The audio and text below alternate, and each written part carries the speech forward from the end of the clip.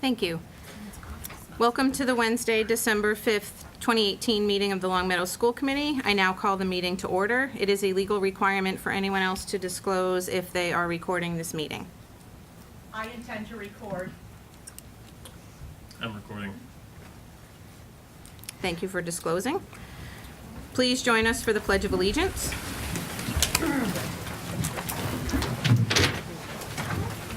Allegiance to the flag of the United States of America and to the republic for which it stands, one nation, under God, indivisible, with liberty and justice for all. Before we begin our meeting this evening, I would like it if we could have a moment of silence for Officer Mark Mandela, who Long Meadow lost a fine and dedicated public servant last week, a man highly respected with a lot of integrity, and I would like at this moment if we could just have a moment of silence.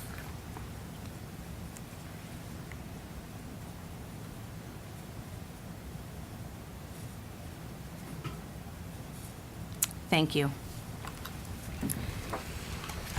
We do have business with guests. Dorothy Presser is joining us from the Massachusetts Association of School Committees. I do apologize, Dorothy, for the delay in the meeting. We do have to, for anyone who's here, we do have to have our meeting seen and heard when we have a group like this in the room. So I do want to make sure that we have accommodated everybody, that everyone's well aware of the overflow room, and that we're following all the proper procedure. So I do apologize for the delay. I would also, before I turn the night over to Dorothy, I would just like to say that Dorothy and I have been in touch since the summer. Our protocol workshop tonight is really for the committee. This is work that we began over the summer. We were discussing, and I think it was early September that we had an original retreat type of workshop, and Dorothy came out from the eastern part of the state and facilitated a workshop with the full committee and the full administrative team. And out of that workshop in September, I felt, and I think we were in agreement, that in terms of how the committee operates, we felt, since we are members of the Massachusetts Association of School Committees, this is something that's extended to us, and I would like for us to take advantage of it. It's a way for us to establish kind of norms and protocols so that we can move forward as a committee effectively. It's not just for this committee, but I'm hoping tonight through our workshop with Dorothy that we can really establish some protocols for committees that exist beyond.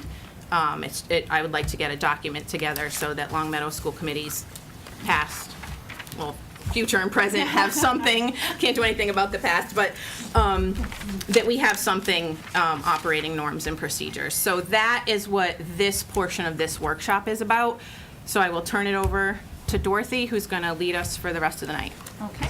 Well, thanks very much for having me back. Beth took away a little bit of my introduction there. Sorry. That's okay.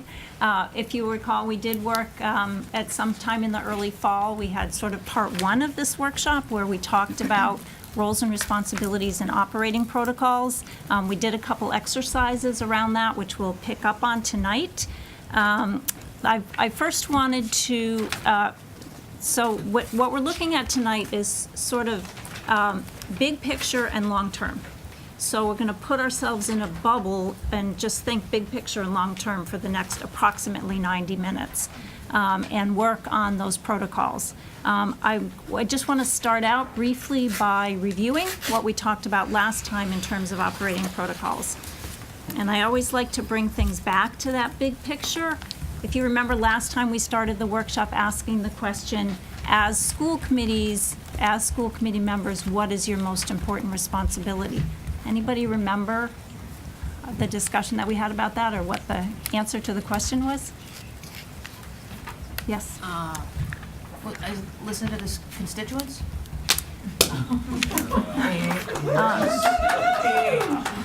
I do need to let people know that this is really a workshop with the committee and Mrs. Presser. So again, to give guidelines to to be respectful in the room, there is no clapping or interjecting with the meeting. This is really for the committee and Mrs. Presser to establish our guidelines here tonight. So I would just like to make that clear. We are here as well. Anyone else have any thoughts? Is it collaboration? That would be a piece of it. Anyone else want to jump in?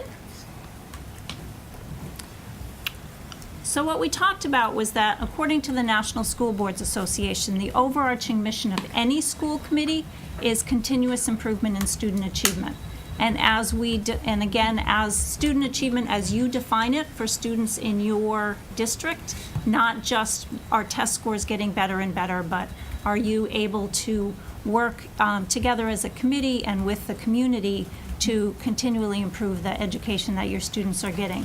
Collaboration and listening to stakeholders is certainly a part of that. We talked about the fact that you are sort of a bridge between the community when you're at the table, sort of, you know, bringing that to the table. So out of that discussion, we started talking about operating protocols. And we talked about the fact that operating protocols are basically a set of norms or a set of ground rules that each group creates for itself. I can't come in and just hand you a set of protocols, even though I'm going to give you some samples in a few minutes. I can't come in and just hand them to you and say, use these will work fine, because every group is unique. So the protocols that you establish for yourself are different than what another committee might establish for themselves. This is work that we do around the state all the time.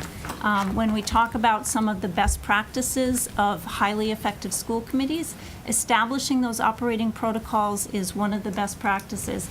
The idea behind it is that you have established sort of the platform or the groundwork for how you're going to work together, and that enables you then to dig in and get the work done. So you've taken care of the how so you can get to the what. It enables a group to work together productively, and occasionally you can take out the protocols and use it as a tool for self-evaluation, to take it out and say, well, are we doing what we said we would do? And is there any way that as a group we can find ways to operate better and more effectively? We talked about some of the things that operating protocols are not intended to do. And in fact, when they work well, they facilitate the flow of information, they facilitate good communication, they allow difficult conversations sometimes to take place more freely and with better results than when they don't exist. And we have restrictions with the open meeting law about communication, which of course are intended so that the community is able to see the work of the school committee. We're certainly not trying to limit communication beyond that. We talked about the rationale behind adopting protocols to help facilitate that good relationship among committee members and with the superintendent.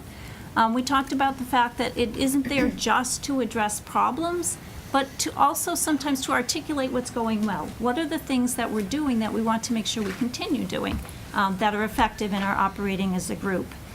It can help you increase the efficiency of your meetings. Again, you've figured out that how so you can get to the what, and it helps you focus your work and energy as a team. We talked about the different things that protocols cover: who the committee represents, how it does business, how it communicates, will improve, what are the limits of the committee's power, and what happens when things go wrong. So how can you get yourself back on track if you see things going off track a bit? So that's a review, a quick review. Anybody have any questions before we go on? What I'd like to do, if you remember last time we worked on some exercises. One was this, my big long protocol worksheet. And I took the protocol worksheets that you had prepared and collated the comments and brought those here tonight. So with that, and with some of the sample protocols that I gave you last time, I'm going to pass these around, if you don't mind, sort of starting the trend. And I'm going to ask us to think about those different categories of what protocols cover. And also pass around, I'm going to send these this way. the infamous district governance yellow stickies that we used last time. And ask you to think about protocols that you think could work for this committee that would be helpful to you in those different categories. Just write down your thoughts for each of those different categories on the yellow stickies. I'll give you maybe about 15 minutes to do that. And while you're doing that, I'm going to put big stickies on the wall back there with each of these topics represented. And when you're done thinking about it, you'll put your little yellow stickies on the appropriate big stickies, and then we'll look at where are their themes and where can we see protocols that seem to work for the group and have that discussion. Does that make sense? So just quick question. Yeah. Am I allowed? Oh, yeah, Dorothy. So the last time we developed these in conjunction with the admin staff, Yes. so they're not here tonight. So in what context are we moving forward with this? Was there, oh, there were some admin The staff. whole, that- no, the entire Yeah. admin staff was there. They have, but they, so this is really for the committee working together more at the committee table. So these are the admin staff that are typically at school committee meetings or not? Yes, it would be Tom and Sue. Yeah. Yep. Well, and to the chair, every meeting we've had for the past 2 months have included the cabinet members in some way, shape, or form, and now we're excluding them from the protocols. I just don't get it. What- Typically, may I? Yeah, go ahead. Typically, protocols are for the committee. I agree that we should have Yeah. included the admin in the beginning, but now you're asking me to adjudicate something or go over something in a different context. So that's what I was getting clarification on. Right. I guess I'm not quite sure how to answer your question because they were part of the discussion and I think they gave, so And now they're not. and their feedback is included in that sheet. Okay. Stephanie, do you have the Post-it notes to keep coming along? So any other questions before you get started? Can you repeat directions then? Okay, so up here you have the categories that protocols cover. You have the sample protocols and the top sheet, which gives you not any particular committee sample protocols, but just in the regular size handout, yep. Some different bullets that fit those categories. So if you could go through and think about whether they're from the examples exactly or whether they're your own thinking, and it doesn't have to be beautifully worded, we can figure that out. If you can take your ideas about what protocols might work for this group in those different categories, write them one each on a little Post-it. While you're doing that, I'm going to take big Post-its listing those categories, put them on the back wall, and then when you're done, you can take your little Post-its and put them on the appropriate big Post-it. When we're done, we'll look at where there are themes in what people have written. That make sense? Does anybody have any clarifying questions? So Dorothy, you said about like 15 minutes? Yep. So- Yep. Thank you.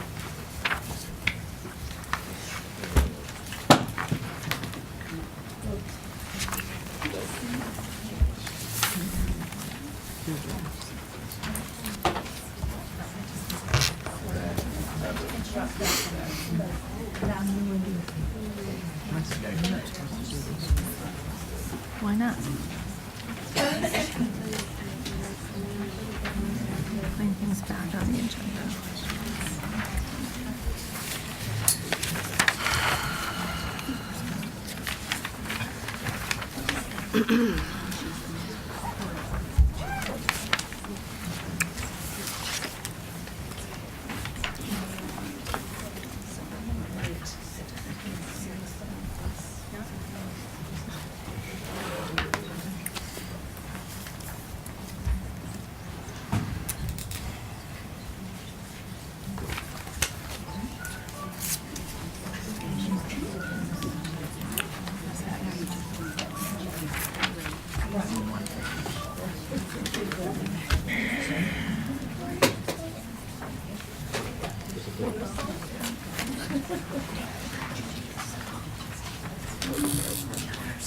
can't control that.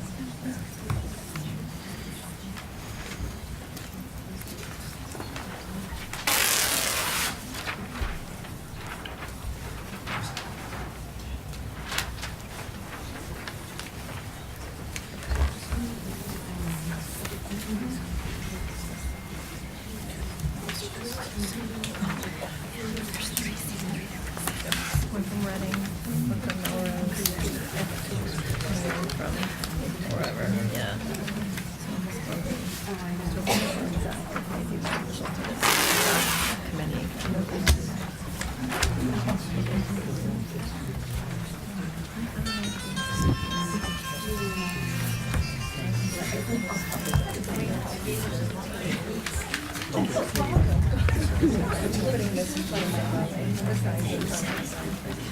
Is that the unicorn song?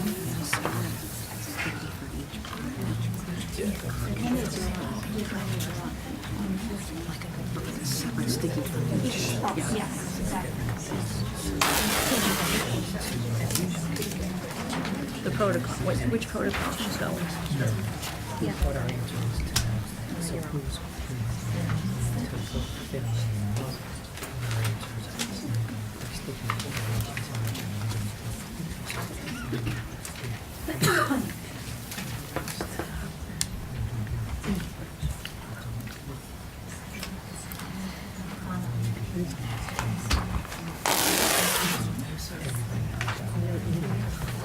So you gotta write down things that you fit.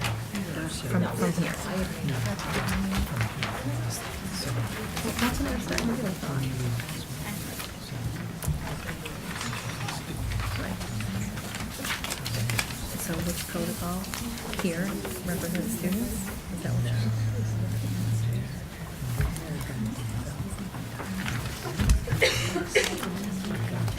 It's right here for us. Why do we have to do it here? What is that? You better read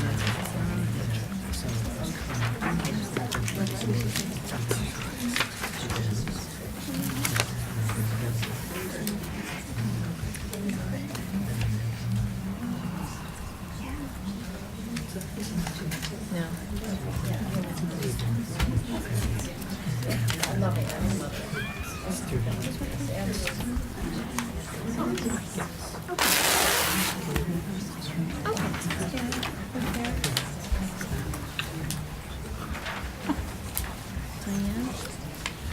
I'm not participating. Yes, Diane, What? putting you down for opening this.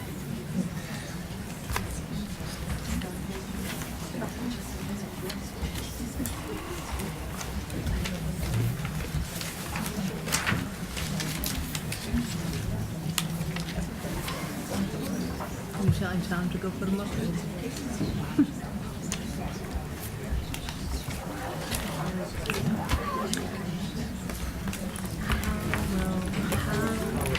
Hold on. Right, all students. All parents. Right? All students. Only the community that left. You're not participating. Okay.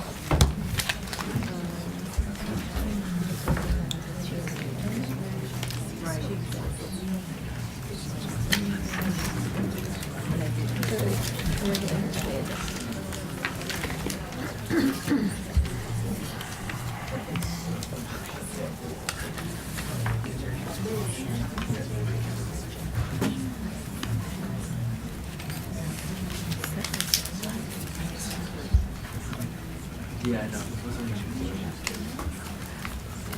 How do you do?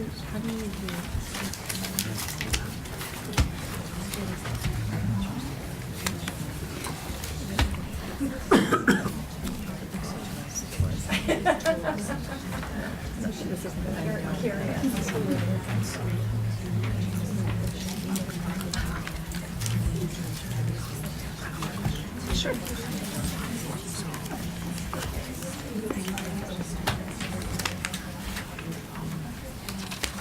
No, it's not.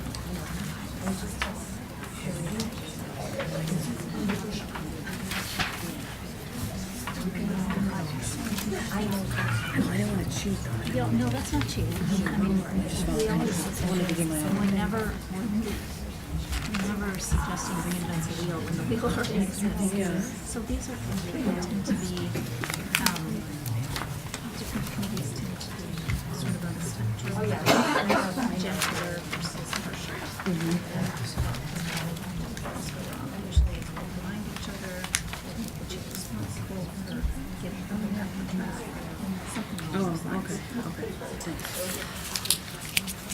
So when things go wrong, really, when people aren't.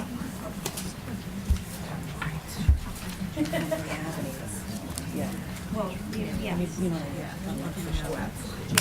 So this is one. So just to clarify, so to everybody hears the answer to Bronwyn's question, she was asking about when things go wrong and, you know, how to manage that part of the issue. So when things go wrong is when people aren't following the protocols. How is that managed? And if you look at some of the samples, there's sort of a spectrum of gentler to less gentle ways that committees sort of decide to handle that situation. So you're looking at it from the perspective, the when things go wrong perspective of when the protocols aren't being followed. That make sense?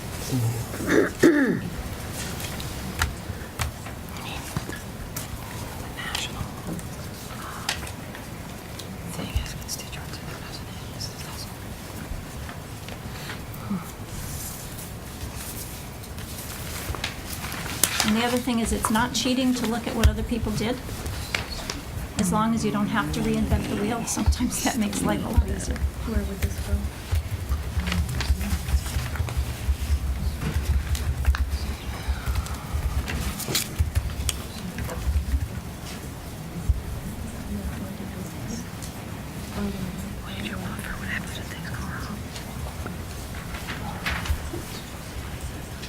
The community books and political power.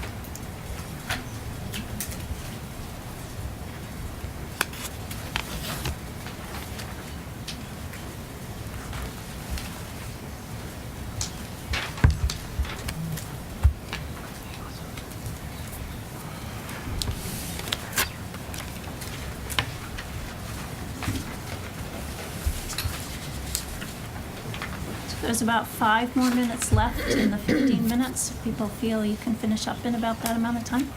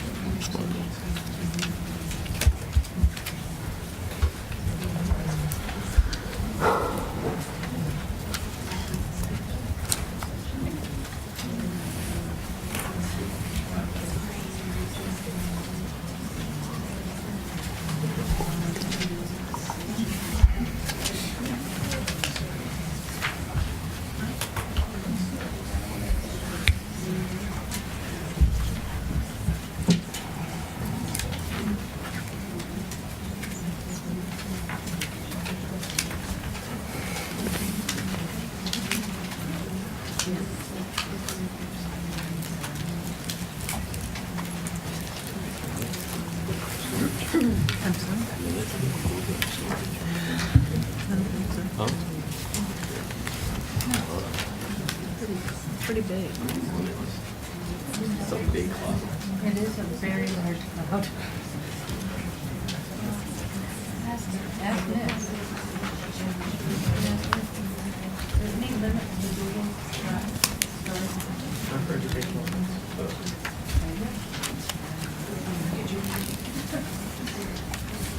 Go right to the syllabus. I expect nothing else, Diane. Thank you. I don't know the answer, I know where to get it.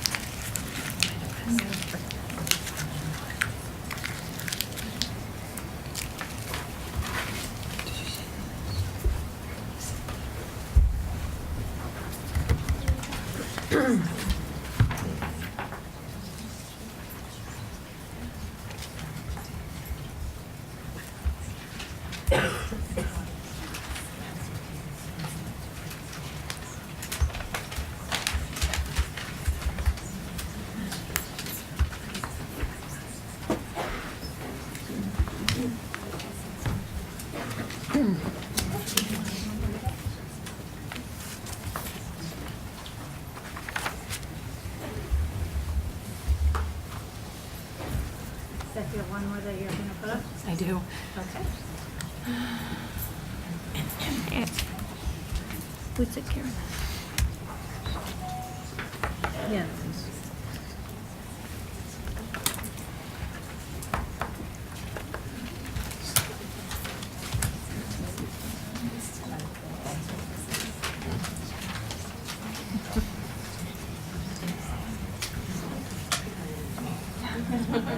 Don't get too hung up on this. This wasn't a problem, or it wasn't back then, because there was no diverse perspectives.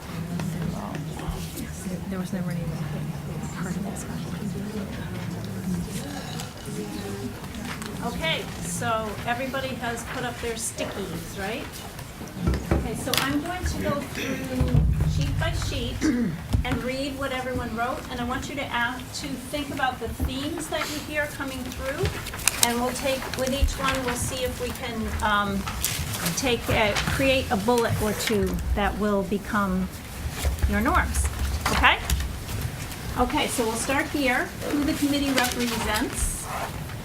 Teachers and staff, town people, students, teachers, administrators, community, and parents. All parents, all students, teachers, parents, and administration, students, constituents, representing the needs and interests of all students in the district, the children. We will represent common interests, not factions, decisions best for all students, all community, all staff, advocate for public schools and public education, spread news of our success.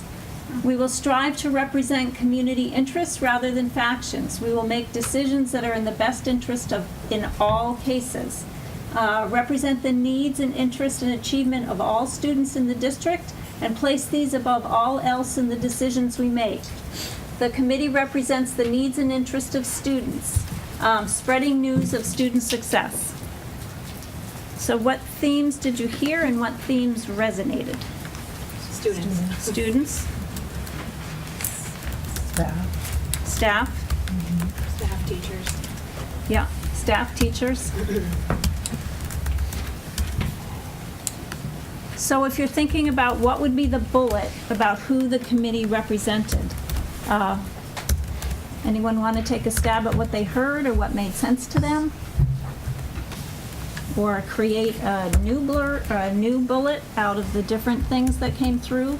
Students, staff, community, parents?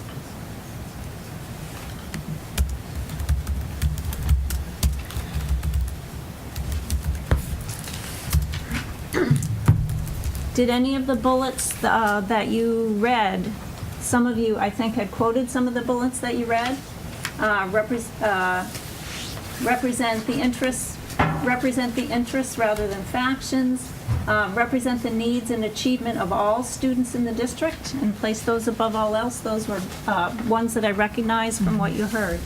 Any resonate particularly? The second one for me. Which one did I read first? Represent the needs and interests and achievement of students in the district and place these above all else in the decisions that we make. Any comments, any thoughts? Yes, no? Yes, I think that's, the ultimate goal is we're all working for the students. Okay. We're all working for the, the best interest of the students. Okay. I think the big picture is the students, the district.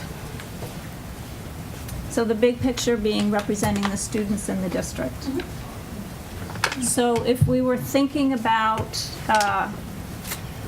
having a bullet about who the committee represents, anybody have any objections to that as a bullet? Anything you want to add to it?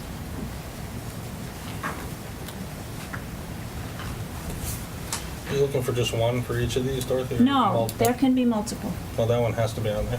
Okay. So students has to be on there. Okay, yeah, I would say that came through strongly in the different ones that you put up. That's something about students, and this needs, interest, and achievement really covers what you're there for students in the district, right? Meeting their needs, meeting their interests, and being concerned about their achievement. Anything that anyone would want to add to that?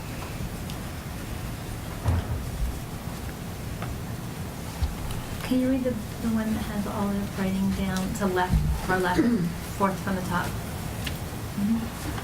Students, teachers, administration, community, and parents.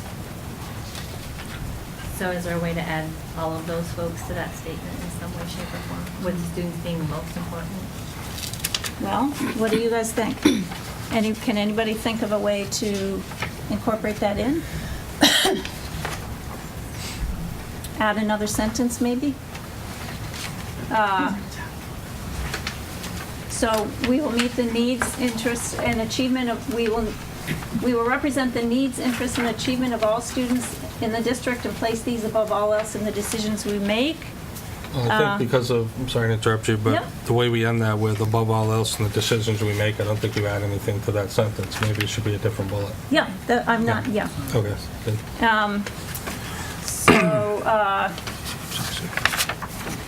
If I take a stab at it, does anybody have an objection? No. We will also consider this, other stakeholder groups, including teachers, administration, community, and parents. Sounds good. You might want to, parent/guardians? Yes. Can you just repeat that one more time?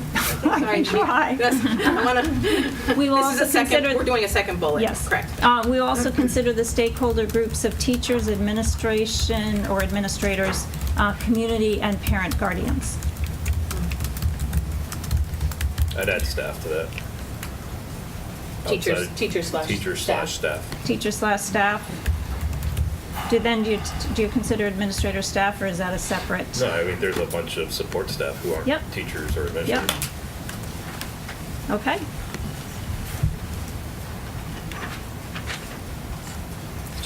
Are you, oh, thank you. You're I typing got them the up. second one, but I gotta get the first one. Did you get it? Yeah, can I have Okay. the first sticky? You most certainly can. It's Melrose number 2, Stefan. Okay, That one. that work, at least for now? Yes. Okay, so we're gonna move to how it will do business, how we will do business. Transparently, collaboratively, agenda, public meeting, facts, respect, collaboration, collaboratively, professionally, base our decisions on facts, vote our convictions, uphold, support decisions of the majority of the school committee once decisions are made, need to establish clarity, not work against fellow school committee members, agenda, respectful dialogue, tie presentations to goals of the district and committee, trust is the foundation, school committee meeting held in public, not a public meeting, clarity in decision-making and direction by votes, authority rests in the majority decisions, the superintendent is the CEO responsible for day-to-day operations, conduct business through the agenda, respect staff and board members at all times, be respectful, make data-driven decisions, treat all with dignity. What themes did you hear? Respect. Respect, Collaboration. collaboration, Professionalism. yeah.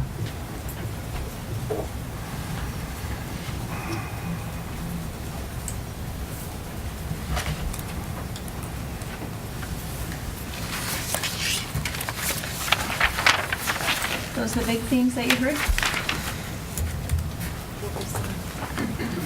Which one? Clarity in decision-making. Clarity in decision-making and direction by votes. Authority rests in the majority decisions.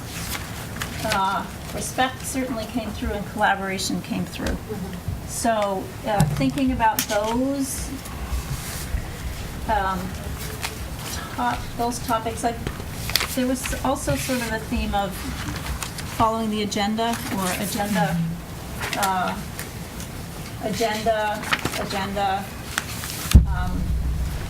decision-making based on votes or convictions.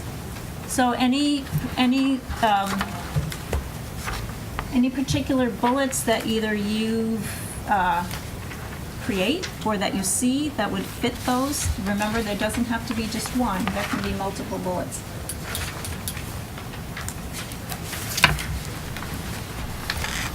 Yeah. I think that as far as just like procedural stuff, the board will conduct its business through a set agenda. Emerging items will be addressed in subsequent meetings. And then as far as professionalism,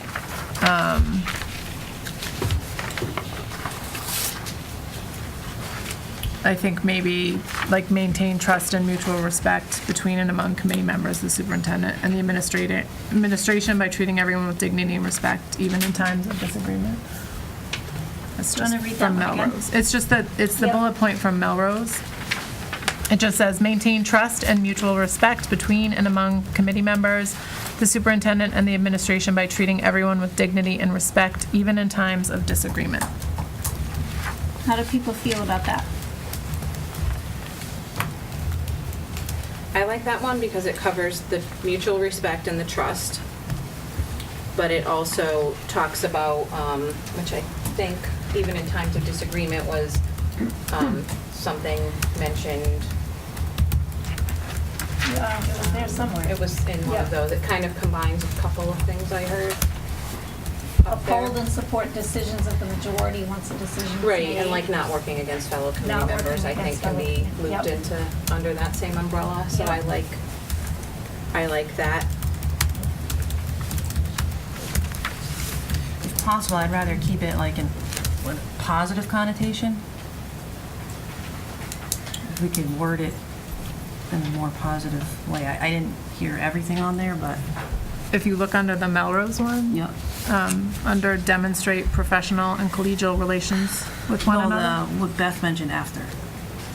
I think she was just saying Oh, I tied was just reading into. off of, I was reading what it was tied into. There were a couple, maybe like 2 or 3 Post-its that Oh, okay. I was trying to combine them into Perfect. Not a separate bullet point, just Okay, thanks. that the Melrose kind of statement combined Yeah. some theme that I heard up there. The word that I didn't, that was up here that I didn't hear in that bullet was collaboration. So does anybody have any thoughts about either a bullet they saw or a statement about collaboration? I think maybe that can be a separate bullet Yeah, point. I think, yeah. A If there's enough in standalone. that one, I don't, Yeah. not sure making it a longer run-on sentence. would- Yeah, and I'm good with, I mean, collaboration is key and really, really important.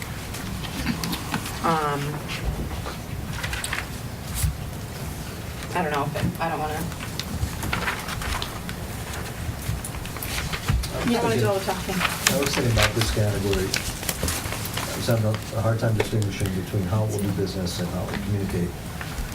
When I think about how we communicate, that's when I was thinking about the issues of respect, collaboration,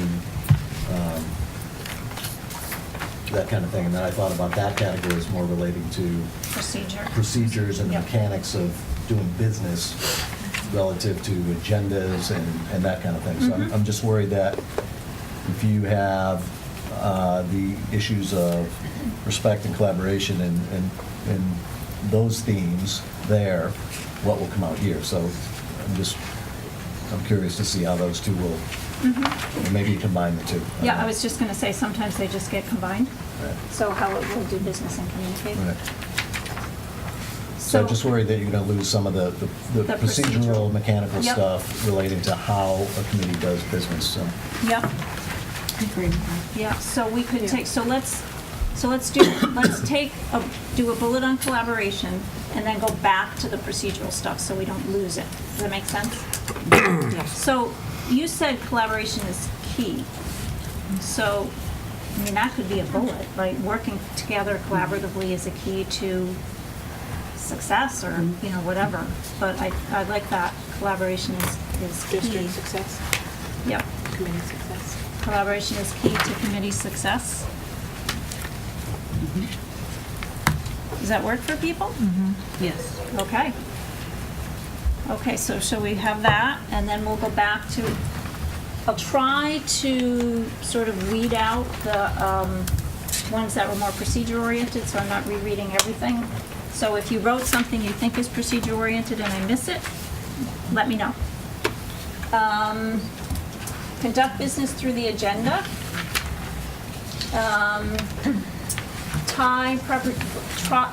Agenda, respectful dialogue, tie presentations to goals of the district and the committee. Agenda, public meeting, facts, respect collaboration, so that had agenda in it. School committee meeting held in public, not a public meeting.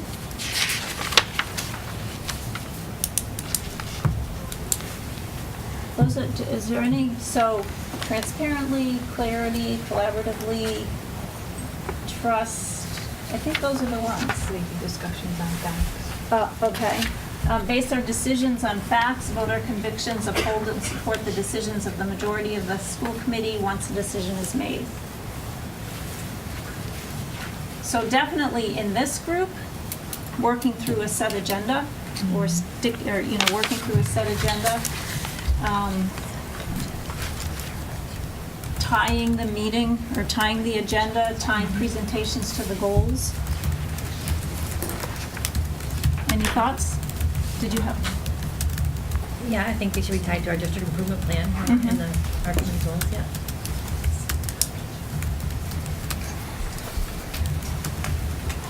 I had a question about the agenda piece. Yep. 'Cause I think that's essential to include. Are there any districts that have like guidelines as to like sending out maybe like a rough draft of the agenda and then getting feedback from the members instead of us getting it after it's posted or simultaneously? Or no? Yes. Okay. Yes. There are sometimes, the protocols will have something in about how many hours before a meeting the packet is expected, something along those lines. Generally, it's 48 hours. Sounds like you're asking. Right. You're talking about how to, Like- how to, Get some input on the Yes. agenda itself. Sounds like to me. Yep. So get the, So I know get that, the input like- on the, let me make sure I'm being clear. So get an input on the agenda as it's being created, so you have the opportunity for input on what's on the agenda? Right. 'Cause Okay. obviously Beth's Yep. open to any, like, suggestions, but sometimes we don't know, like, what might be on the agenda, and then by the time we think of something, it's too late, it's already been posted. Yep. So Yep. if we could get it a little bit ahead of time, to just review it, then that'd be super helpful. Because then we could request that it be added. I mean, you could certainly have a protocol around that. It would certainly fit under how to do business. Any wording occur to you? I think the way it is established, and I don't know if you want to speak to, I don't know how other districts do it, but our policy is that the superintendent and I work together to set the agenda. And then there's always the ability for committee members to approach me to put an item on the agenda, and it's up to the discretion of the chair to determine when it's placed on there, where it fits, how it ties into maybe some other things we have that are coming up. So that's that's kind of our operating protocol now. So what you're asking about is, can we know what's on the agenda so we know whether we want to add, or do you, or? Yeah, just a little bit ahead of time, because, a lead. before it's posted publicly, because then it's too late to add stuff, seems like, so, I mean, The I'm not agenda trying to can make be more amended work for after them, it's I'm just posted, trying but- to, Right. because sometimes Yeah. I think of stuff, when I see the agenda, I think, oh, it would be great if this was on there as well, but I didn't think of it ahead of time. So that would give people the opportunity to think more about it ahead of time. So sometimes a tool that committees use is a draft, sort of a draft year-long agenda, particularly related, goes back to presentations being related to goals, that you sort of, you know the goals, you know when the appropriate time is to report on the progress in the goals, and so, and then some of the procedural administrative things that the committee needs to take care of, and you lay that out sort of as a flexible document, not a set-in-stone document, for the year that the whole committee sees. Very often, the secretary, the superintendent, and the chair might be aware of that, but not the full committee. And that's a way for the full committee to sort of know what's coming up and be able to have those thoughts ahead. Marty? the question I've gotten over the years is not here, but in my career, really, I want to speak generically, is committee members will say, how do I get it's particularly new members, how do I get an item on the agenda? And what would one do if one is unsuccessful in getting that item on the agenda? You know, that's a question that I have heard, Yeah. and, you know, the answers vary depending on the, sort of the protocols of a given committee. So I don't know if that's what you're describing could answer that for committee members. It That would be can. super helpful. Pardon? That would be super helpful. Yep. I think. So I don't, that's more, I don't know how to call that a practice or a protocol, but it's something, the other way that committees sometimes approach it is, particularly if the chair and the superintendent have sort of a regular set meeting, that committee members know when approximately that meeting is, so that they need to get, if they have items they want on the agenda, they know sort of when they have to talk to the chair about it to get it on the agenda. So you asked if, so I wrote up, provide draft agenda 24 hours before public posting to allow for committee input. How do people feel about that? I think that, a couple of things. I think just this past week, the superintendent and I talked about, we did meet to set an agenda, and we talked about how I really felt like I wanted the committee to move in a direction where we could kind of do that even, I think I said 3 months out, 6 months out, kind of get a document working where we can, there's definite variables that are set that we like to plug in terms of like budget hearings or when we need things done by certain timelines. review of the MCAS scores or development of the improvement plan. So those things can go in. And then I kind of was hoping that once we fleshed out our goals in September, we could then kind of backfill the agenda in with like varied presentations from staff that kind of support our goals. It's a way for us to monitor the data, useful presentations that help us do that. So I was hoping, even after this is established, to have another agenda meeting after the holidays and kind of flesh out for the committee maybe 3 months out, January, February, March, and then maybe in April, May, June. And that would be an effective way, I think, that the committee would have kind of a rough outline, but also give them opportunity for feedback. So to there's, I know respond. of at least one committee that they call it a rolling agenda. So they're always kind of looking about 3 or 4 months out. And the whole community has that document, so they can see what's coming up on the agenda. I always say it's never set in stone, things happen. You might have a presentation scheduled and the presenter is sick or can't make it to the meeting. So it's not that you're setting your agenda and it's, there can't be any changes by the fact that you're looking out. It's really just a draft to help people look out. So, do you I want think those are two separate things, like Yeah. this 3 month, 6 month is separate from the 24 hours Yeah. before Right. public. Yeah. So it's just something I'm interested in adding, but people can Well, how do agree people feel or about that? disagree. Oh, no, Yep. no, sorry. Okay. I mean, I agree with Bronwyn on a draft beforehand.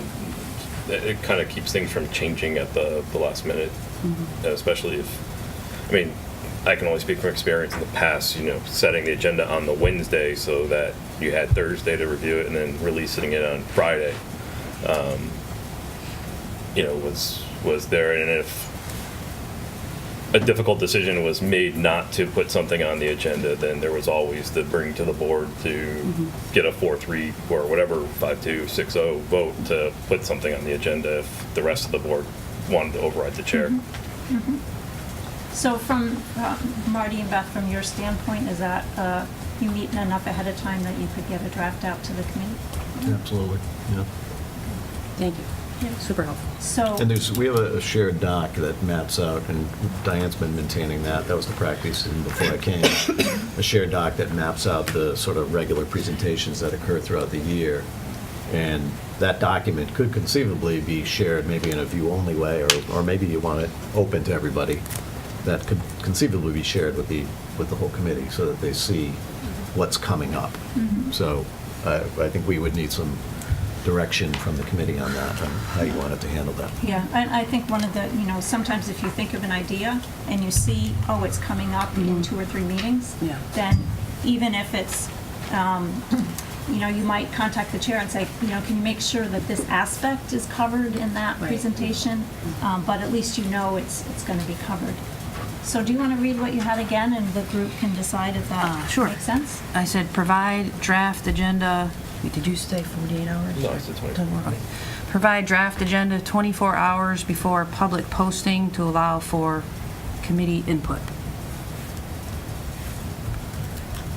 I'm looking for nods or nays around the table. Yes. Okay. Susan, did you have a comment that? No, it just dawned on me that we should potentially be addressing the columns where we thought we needed improvement when we did this thing together, and I don't know that we've hit on many of those. So, I was hoping people were looking at yeah, that. sorry, it's been a long week already, right? It's nice if you look at it, we already did some of them, so we can check them off. But the structure of our meetings and length, I think almost all of us were at that time saying our meetings are just real long. It's hard for us to be here till 10 or Yeah. 11 o'clock at night. And you So may I not don't be know. able to cover, so not everything might be able to be covered in protocols. We also do workshops on effective meetings and, ways to make your meetings, efficient and effective and shorter and more targeted. You may find that there are things here that are addressed maybe other ways than in protocols, even though it's called a protocol worksheet. I'm just thinking, I don't know if anyone said keep the meeting focused, if that was one of them. That's how I do business, but that would, Yeah. I think, something we thought all of us thought would help. Good luck with that, right? Well, how do people feel about that? So did you see something that resonated in sort of keeping discussions focused on the topic? Is that what you're? Well, I was just looking at this Yeah. after the fact, kind Yeah. of, sorry, just to see where we thought our protocols would help us, like, get over those things that we kind of struggled with. So, Anybody have any thoughts on that? Yes. Just looking at Reading Public Schools, one of the things they say is about their expectation of presentations. They, for example, say expectation that presentations will be 20 minutes or less. Maybe setting some sort of criteria for what our expectations are of our presentations. What we're looking for. Really tying it back to the goals, and maybe putting some sort of expectation of timing. that would be Yeah. great. I think it's awesome.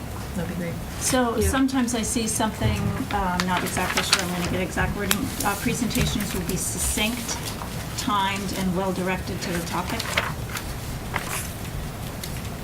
Yeah, that makes sense.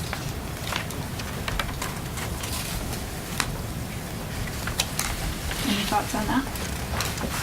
I like I that. think it requires a lot of, and it's a good thing, a lot of advanced communication in terms of understanding what the specific purpose of the presentation is. I think, Sue and I are guilty of it when we did a MCAS presentation, where there's a lot to show, when there's a lot we're proud of, and there's a lot of things that we want to even raise awareness on, things that we're concerned about. But it's hard to sort of Establish capture what's that long. Yeah. in 20 minutes, but Right. if there's specific points that we should focus on, kind of, we're always happy to give shorter presentations rather than longer ones, I think, Yeah. so. Well, and with Yeah. follow-up, right? well, yeah, Yeah. exactly. And I think, a lot of times when we do this workshop and we get to staff presentations, there's this, they're so long. And honestly, I think as school committee members, sometimes we're responsible for that because we ask for a presentation or we have an expectation of a presentation, but the presenters really don't know what within that topic we want to hear about. So being able to give better direction to the presenters about exactly what are our questions on this topic, or, you know certain things and the administrators know certain things you want to make sure the school committee hears. So kind of finding the sweet spot in there of succinct information that then you can tease out more if you need to, or not. So Dorothy, just Yep. a question on that. So how do you see school committees typically convey that information? So is that like through the chair and the superintendent? Is that through, because you'd have to have it as an agenda item to sort of discuss what you want as part of the presentation? Is it through an email chain? Like how? So how do a you- couple ways. We have a document that's called Staff Presentation Guidelines, and it has 4 or 5 sort of big picture questions that every presentation should relate to. Like, how does this relate to our budget? How does this relate to our goals? So sort of those big picture things that relate to the work that the school committee does. And then sometimes if you have that future, that idea of what's coming up, then you can get to the superintendent or the chair with your specific questions that you would like to make sure the presentation covers, and that can be conveyed. Does that make sense? It does, and I don't have it on me, but I know in all of my, I do read a lot and figure out how to, there's a lot that goes into chairing a committee, and I think one document, I don't have it with me, but maybe it even sits outside of the protocols, but one document I came across was something like that. It kind of blocks out, is that helpful for just not the committee members to have, because then they want to craft their questions to be folded into that presentation, but is it also helpful for like staff and admin to come and give us more of like, what's in that framework so that they can kind of structure their presentation? Yep. I want it to be advantageous for both sides, that we're getting the information that we need to formulate our decisions, and that the admin staff or whoever's presenting I want them to have enough time to feel like they've been able to craft their presentation. I don't want anyone to feel like, something got put on the agenda and they need to have time to kind of put it, I want it to work for both parties. Yep, yep. So I know that wouldn't be in like the protocols, our protocols, but I would think it would be helpful if we had that kind of document to distribute Yeah. too, because Well- then I'm always about like, well, the expectations are this, and then it's clear. So we do, I think what you are, probably have seen the document that I'm talking about. I think that might be And I it. can get it to everyone. And it has some basic questions. They might not be the questions that you want as your basic questions, but at least it gives you a place to start, to think about what are the basic questions that we would want to know about. Okay. So. That might have gotten off topic of our next bullet point, but. Maybe not. So, so where did we end? Who's the people who are wonderfully taking notes over here? So the last thing that we came up with for a bullet was The agenda. Well, we 24 hours before the Right. posting. And then did we have something about presentations after that or before that, or am I totally losing track? The presentation came It came after. After. We created Okay. the bullet. Right? Yeah. Okay. No. So did we want a bullet about presentations? Did you succinct timed and? Yeah, I just wrote time well directed to the topic, succinct, specific purpose of the presentation. And then have like a. Okay.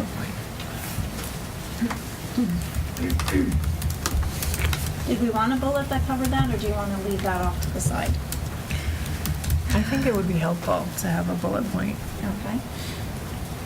personally, but. I agree, I'm not. Incorporate all of the points in it though.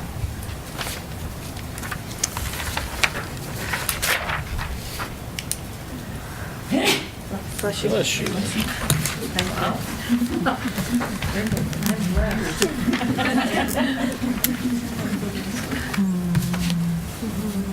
Do you want that specifically stated, or do you want something more general that related to the agenda and that the meetings sort of will be effective and efficient, or you want to delve into specifically with presentations as a bullet point? I just think some clarity on the expectation of the presentations. Do you see anything that covers or almost covers what you want that we could edit? Stephanie, can you read that again? What you just said, effective and efficient? Yes, effective and Put efficient. some stuff underneath there, like what you were talking about, like have that. That will follow a set agenda. Little bullets, yeah, Yeah. like what might keep the agenda focused and efficient, Yeah. you know. How about succinct. we will keep the meetings focused and efficient by, Yeah, by what? and then seeking what Karen was saying about the Expectations of the presentations. Yes. expectations, being focused, not going off Yeah. topic, you know. Yeah, somebody must have said, well directed to the topic, succinct, and timely, or something like that. I think the way that you ensure that is by communicating that ahead of time. Yeah. Right. Yeah. So Giving we clarity of will what's keep expected of meetings each focused other. and efficient by communicating our, Just mutual, Yeah. mutual, either expectations or goals. trying to. I know, it's hard, it's like I off know, the top it's of hard your to- head, yeah, like it come is. up with the words I'm hearing are clarity. Ensuring that they're succinct and all the things that you just said. How about the committee will By being conduct? clear about the intent and the Communicating content prior. of the presentations. Mutual Okay, how about that? The committee will conduct its business through a set agenda and make every effort to ensure that the meetings are focused and efficient. Do you want more specific? Meetings are focused and efficient by communicating by clarifying the intent and the purpose of the presentations. So that's good. Yeah. Yep. Clarifying intent, purpose, and length. Yep. And length. Okay, intent, purpose, and length. Okay. We ready to move on? Yes. Okay. How it will communicate. Forthright, directly and timely, email, TV, meetings in parentheses.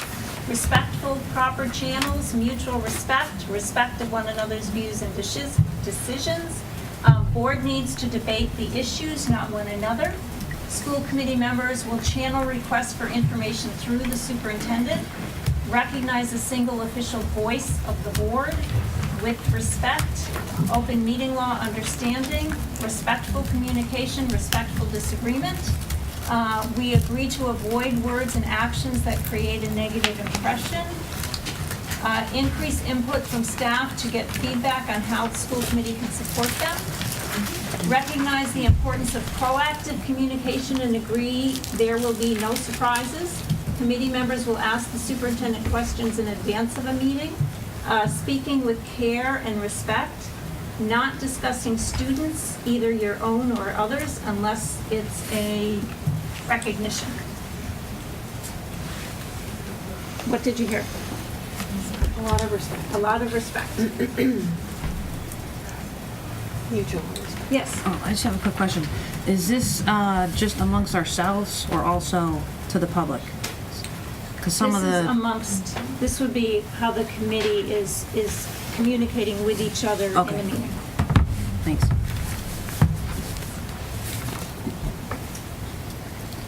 So, do you feel that respect was covered before, or did you want to add something?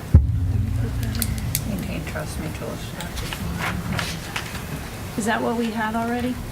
Stephanie? Yeah, Yes, the you wanna read maintain it? trust and mutual respect between and among committee members, the superintendent and the administration by treating everyone with dignity and respect, twice, even in times of disagreement.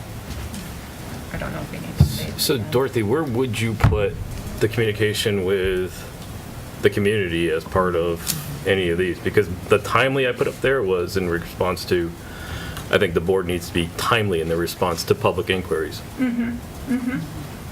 So you could put it, you could have, I mean, this is basically how the committee works with each other, but if there's an importance, if you want a bullet that talks about the community, it's certainly the appropriate place to put it. So I think earlier, Yep. the sort of respect, care, dignity theme was captured, and maybe it can be recaptured here. I think the other thing that jumped out at me here was related to the flow of communication between and amongst committee members, from the committee to the superintendent, from the superintendent to the committee. So I don't know if there's some way of capturing the protocols and expectations around the sort of proper flow of communication.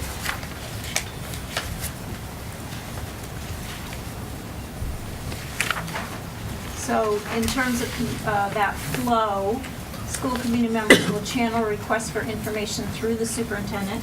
So that's intended to be information from staff, I assume, whoever wrote that. So that when you're requesting information that might reside with a principal or someone else, that flows through the superintendent and not directly to staff.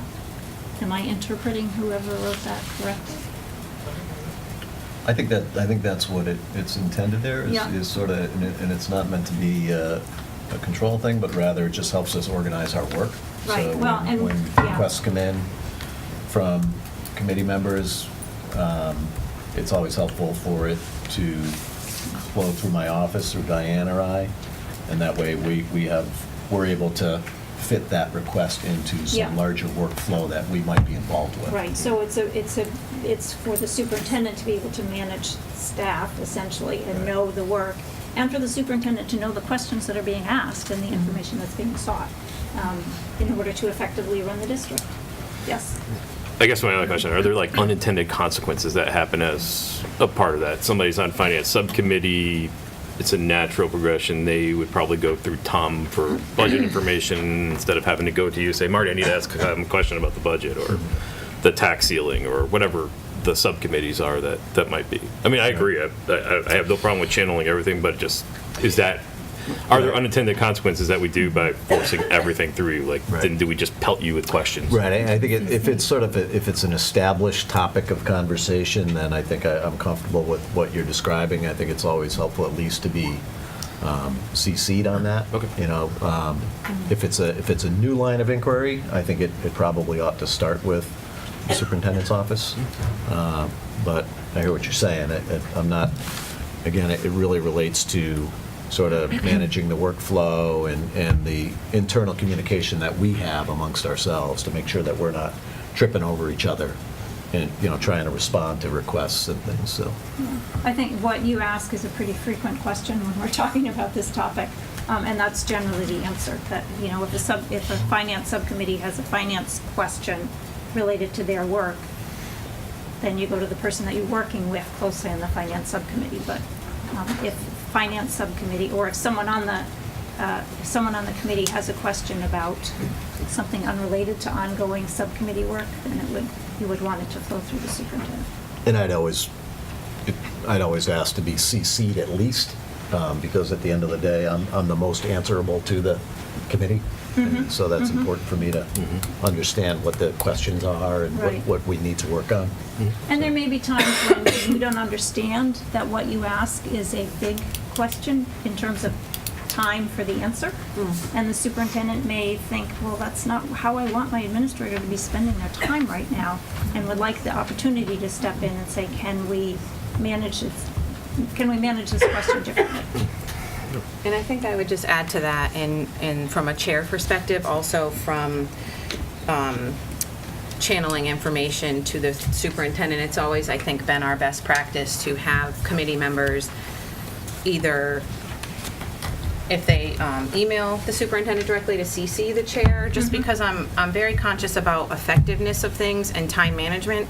So if there are several committee members that just are reaching out and calling the superintendent and going in and having meetings, and I'm just not aware, then I feel like I'm duplicating efforts. Like if somebody's gone in and said, oh, I went in already and talked to the superintendent about whatever matter, and maybe that's something I was going to talk to him about the agenda, and then I feel like, well, if I had just known that, I probably would have moved on to some other topic if I was aware that that meeting had already happened. So I think it's important for me to kind of get that feedback from everyone on the committee so that I can make the most use of time and be effective. I think from that standpoint, when committee members are asking for information, particularly as you're thinking about getting maybe to a decision on a topic, you want to make sure everybody has the same basis of information, the same body of information to make the decision. So having the chair be in that loop helps ensure that the full committee is getting the information. So is the idea to copy the chair in on every email to the superintendent? Are we specifically talking right now about requests for information? 'Cause that's how this started. Request for information. So I'm looking at the MASC bullet on that, and it says, which you've already read, that requests go through the super and the chair for information from staff, and then the superintendent will ensure that each member has equal access to the information. So that's like the answer. The answer comes back to the super, and then we all get to read it, which is time management, so 2 or 3 other people don't ask the same question. That's what that means, right? Does that make sense?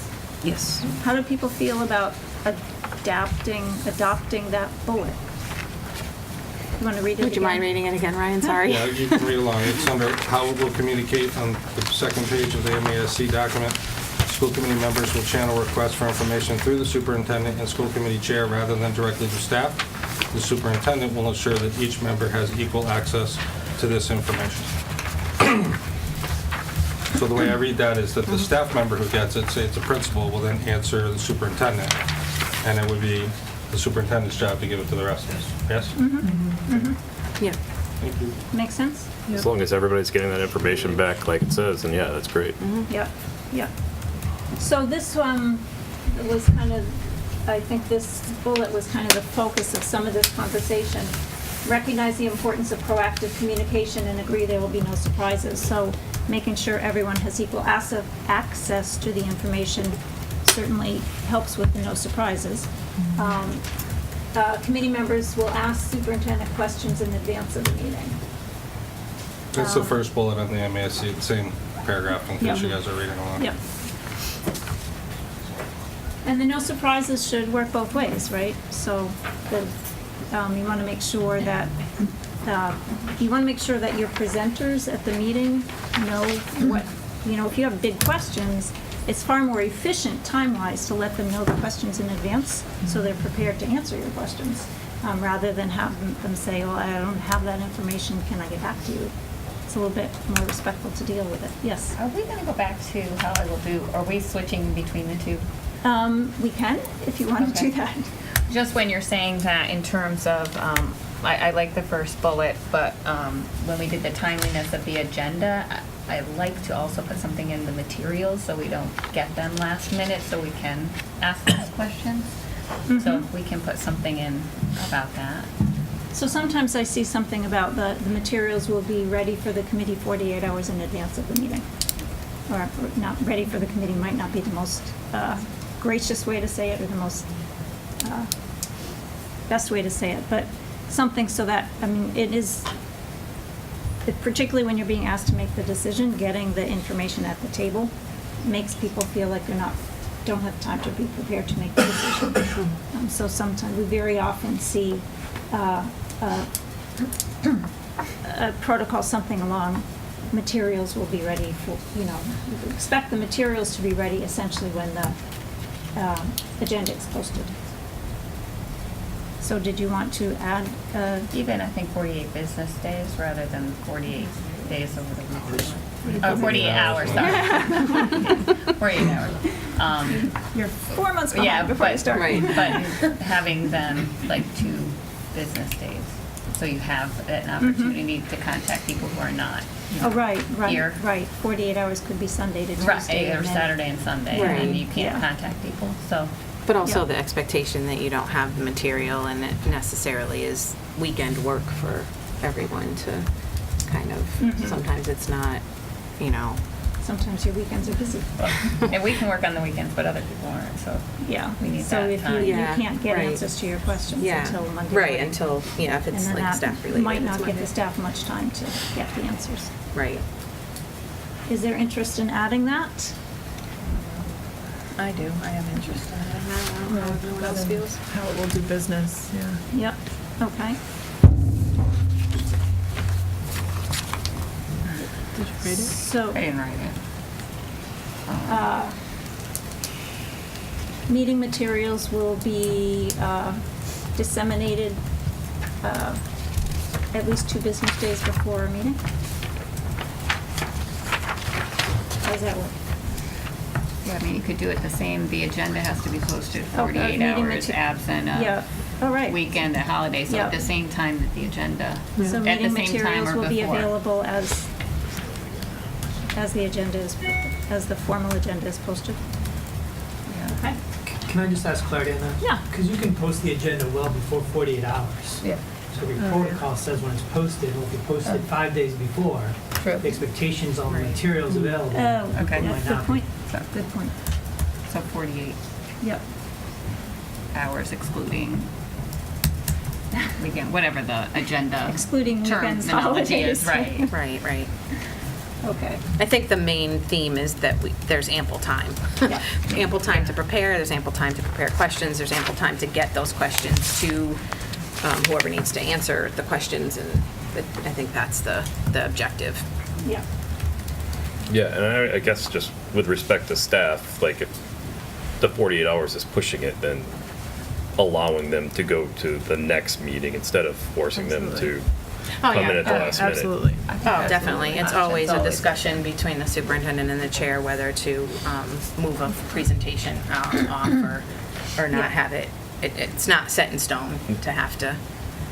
I think everyone's Just another understanding. plug for the agenda where you're looking further out, is one of the advantages of that is then staff knows when they're expected to make presentations and has better time more time to prepare a presentation rather than feeling rushed about doing it. Okay.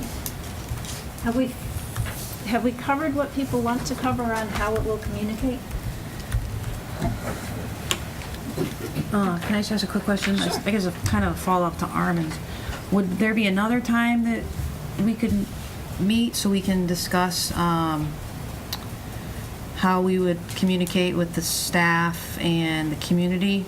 I noticed the National Association of School Boards under 8 characteristics of an effective school board. Effective school boards have a collaborative relationship with staff and the community and establish a strong communication structure to inform and engage both internal and external stakeholders in setting and achieving district goals. So I just don't want, it doesn't have to be tonight, but I'm just wondering, I don't want to just like be put off and Yep. put off. No, we do workshops on community engagement, so Okay. that's something that we can certainly look at. Maybe we could sign up for that, for sure. Great. Okay. Thank you. Are we ready to move on? Yes. I'm looking at the clock, and I know we started late. Do we have a little extra time, or do you want to try and finish up by 7:30? We do have a little extra time, a little wiggle room. Yeah, and I want to make sure we cover you the. want to make sure we yeah. cover, and as is typical, some of the ones at the end don't have as many things to read as some of the ones at the beginning. How it will improve: listen to constituents, quick reply to constituent questions, reflection, respect, continuous learning, assume trust, getting feedback from all members prior to the meeting. Board will provide continuing education opportunities and support each other, model continuous learning in our roles, training, professional development and communication, staff presentations. Hear any themes come through there?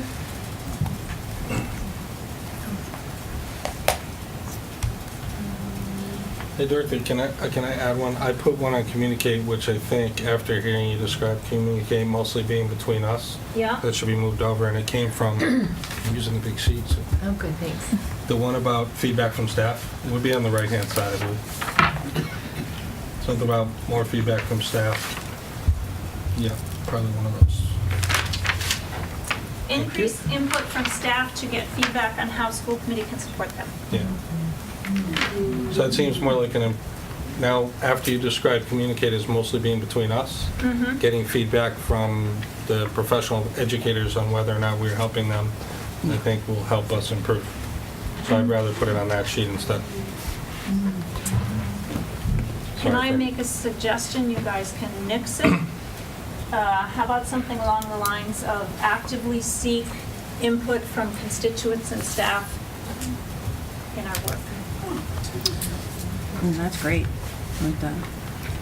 But, I mean, just seeking isn't considering. I guess I would Okay. want something more strongly in regards to not only Well, seeking, but seek and consider. in valuing, Value. considering, Yeah, yes.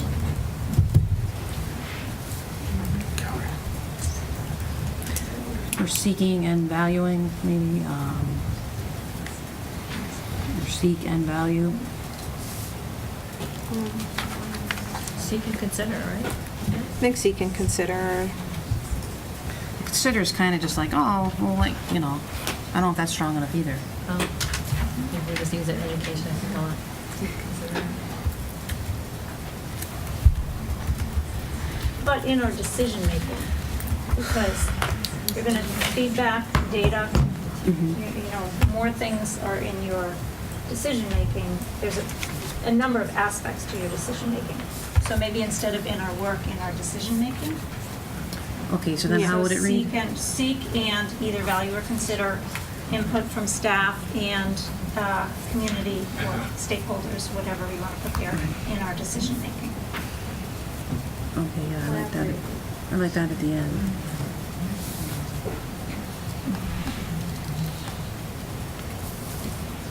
Thoughts?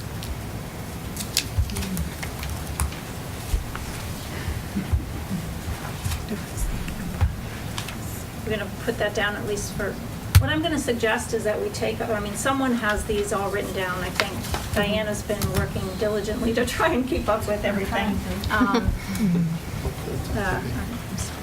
Karen and Stephanie have been typing and writing, and I think other people have too.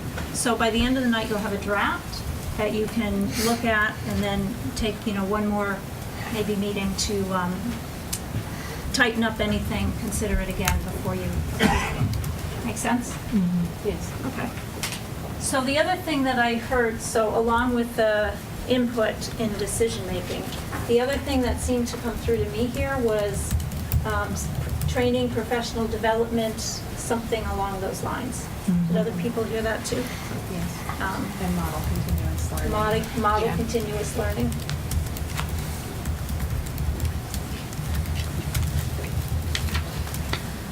How about model continuous learning by seeking opportunities for training and professional development in our rules?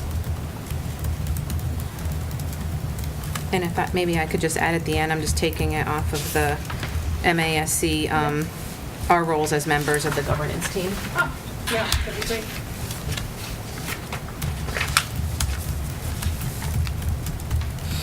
Did anybody Did get someone that? to capture read that? it Yeah, back? did you get that? Yes, right. Was I quoting something? Well, I think Dorothy, you added something I about said professional model development in that bullet. continuous learning- Model continuous learning in, By seeking opportunities seeking for training and thank you. professional development as members of the. I can't hear you. Sorry. Model continuous learning by seeking opportunities for training and professional development as members of the governance team. in our roles as members of the oh. governance team. Yep.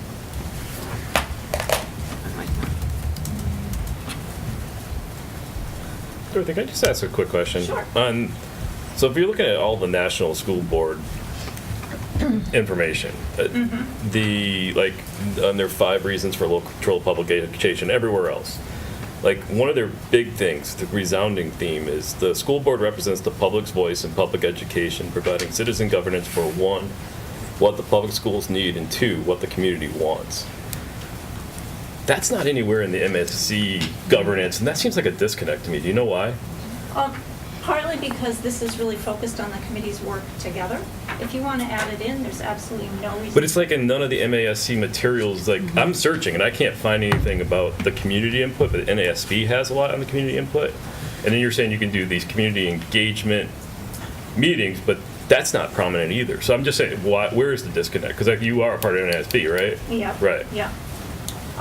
It's certainly part of our work is talking to people about being connected to stakeholders. We talk about having public hearings. We talk about a lot of different aspects of community engagement. And part of our district governance program, which this is a piece of, there is a whole piece about community engagement. Okay. I'm just surprised it's not as prominent as it is there.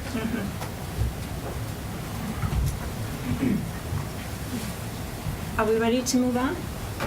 Yeah. Okay. Limits of power. Do you mind? Thank you. Manage the superintendent, policy, budget, state law, town charter. Importance of following chain of command. No independent actions or requests. Follow chain of command and direct others to do the same. Personnel complaints and concerns directed to the superintendent.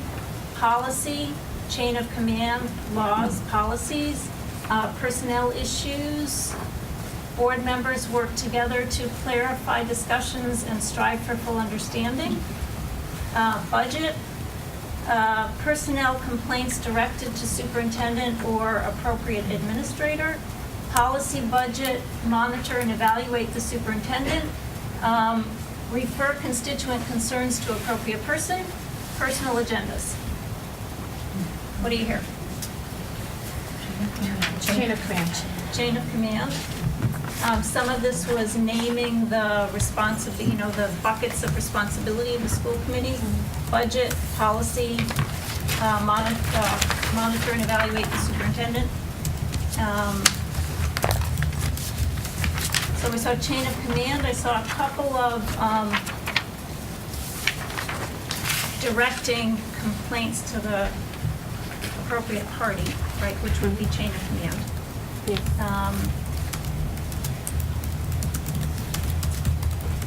No independent actions or requests.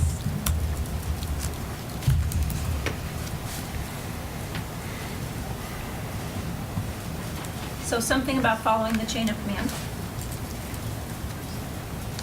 There should be a number of bullets. Follow the chain of command and direct others to do the same. Personnel complaints and concerns were directed to the superintendent. Yeah, that's the one I just went to at the same time. Yep. That's under limits of power, number 4, third bullet. It's bullet point number 3 Yeah. under the, limits of power. Yeah, how do people feel about that? Yeah.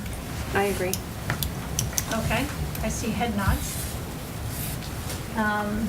That was certainly the biggest thing that came through there. I even like the one underneath that Sue just read. I think it's only really spoken to up there under,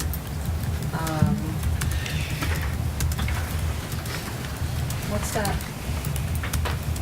Third column top. This column? Does it say personnel matter? No, the third column over Oh, top. personnel issues. Personnel issues. Oh, personnel matter. Yeah. Okay, personal agendas. Yeah, personal agendas. The other bullet point is we will not use our positions for personal or partisan gain. Talking about a personal agenda. Yeah. There was another one. I like, No independent actions. Right. Yep. Yep. So that's a matter, I mean, the issue that those get at is acting as a body as opposed to acting as a series of individuals. Yeah, I think something like that is, Yep. it speaks to collaboration and the Mhm. committee as a unit. So did anybody see a bullet that covered that? the third bullet covers it, I think. Read it. It says we will follow chain of command and direct others to do the same. Personnel complaints and concerns will be directed to the superintendent. Okay, yep. But I think number 2 speaks more to the independent actions. Want to read it? We will recognize that authority rests only with the majority decisions of the school committee and will make no independent commitments or take any independent actions that may compromise the school committee as a whole. Yeah. And then you can throw in the personal agenda also, somehow. How do people feel about that?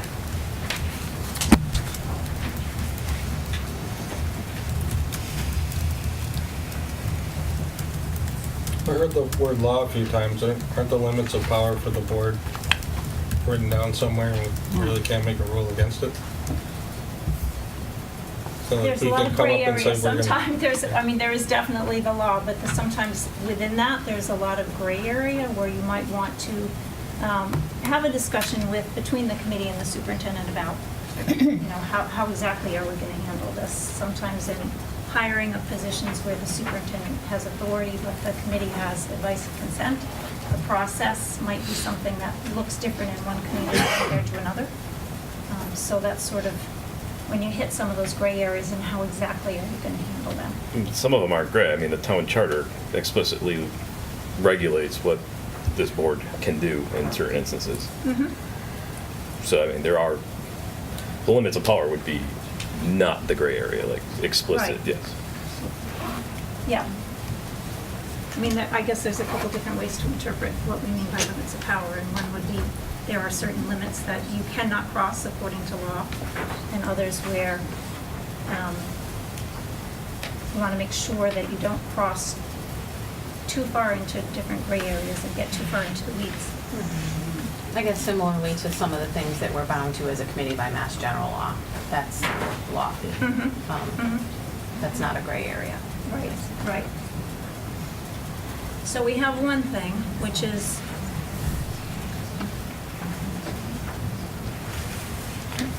which I The can't chain of recite off command, the top of chain of command bullet. Chain of command, thank you. The chain of command. Bullet So the 3. question, I think, is did you want to add something about sort of that balance between individual and committee action? Oh, Yes. I actually wanted to add the one from the MASC that says, it is the responsibility of the superintendent to oversee the hiring, evaluation, and handling of personnel issues. It is the responsibility of the committee to evaluate superintendent's effectiveness in these matters. think that one's important. How do people feel about that? Should we just write down all four? Yeah, I feel like we should just take under the limits of power and just use them all. Okay, that makes it easy. I don't think we're limited to the number of bullets. It's our document. We Right, can- oh, you're not limited at all. Yeah, we can, Yep. We do suggest that it doesn't get too long, because you want to be able to sort of know what's in there, right? But I Yeah. don't think you've gotten there at all yet.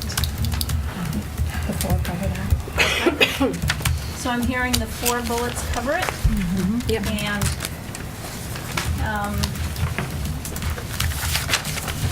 You're good. back now. No, it's all right. I'll stand. Okay, when things go wrong.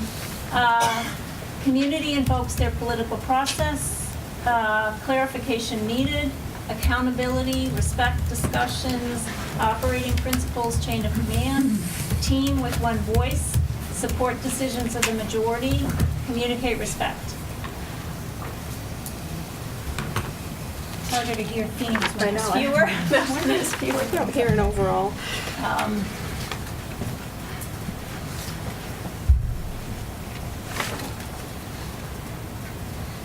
I think you've got the team with one voice in the last set of bullets, right?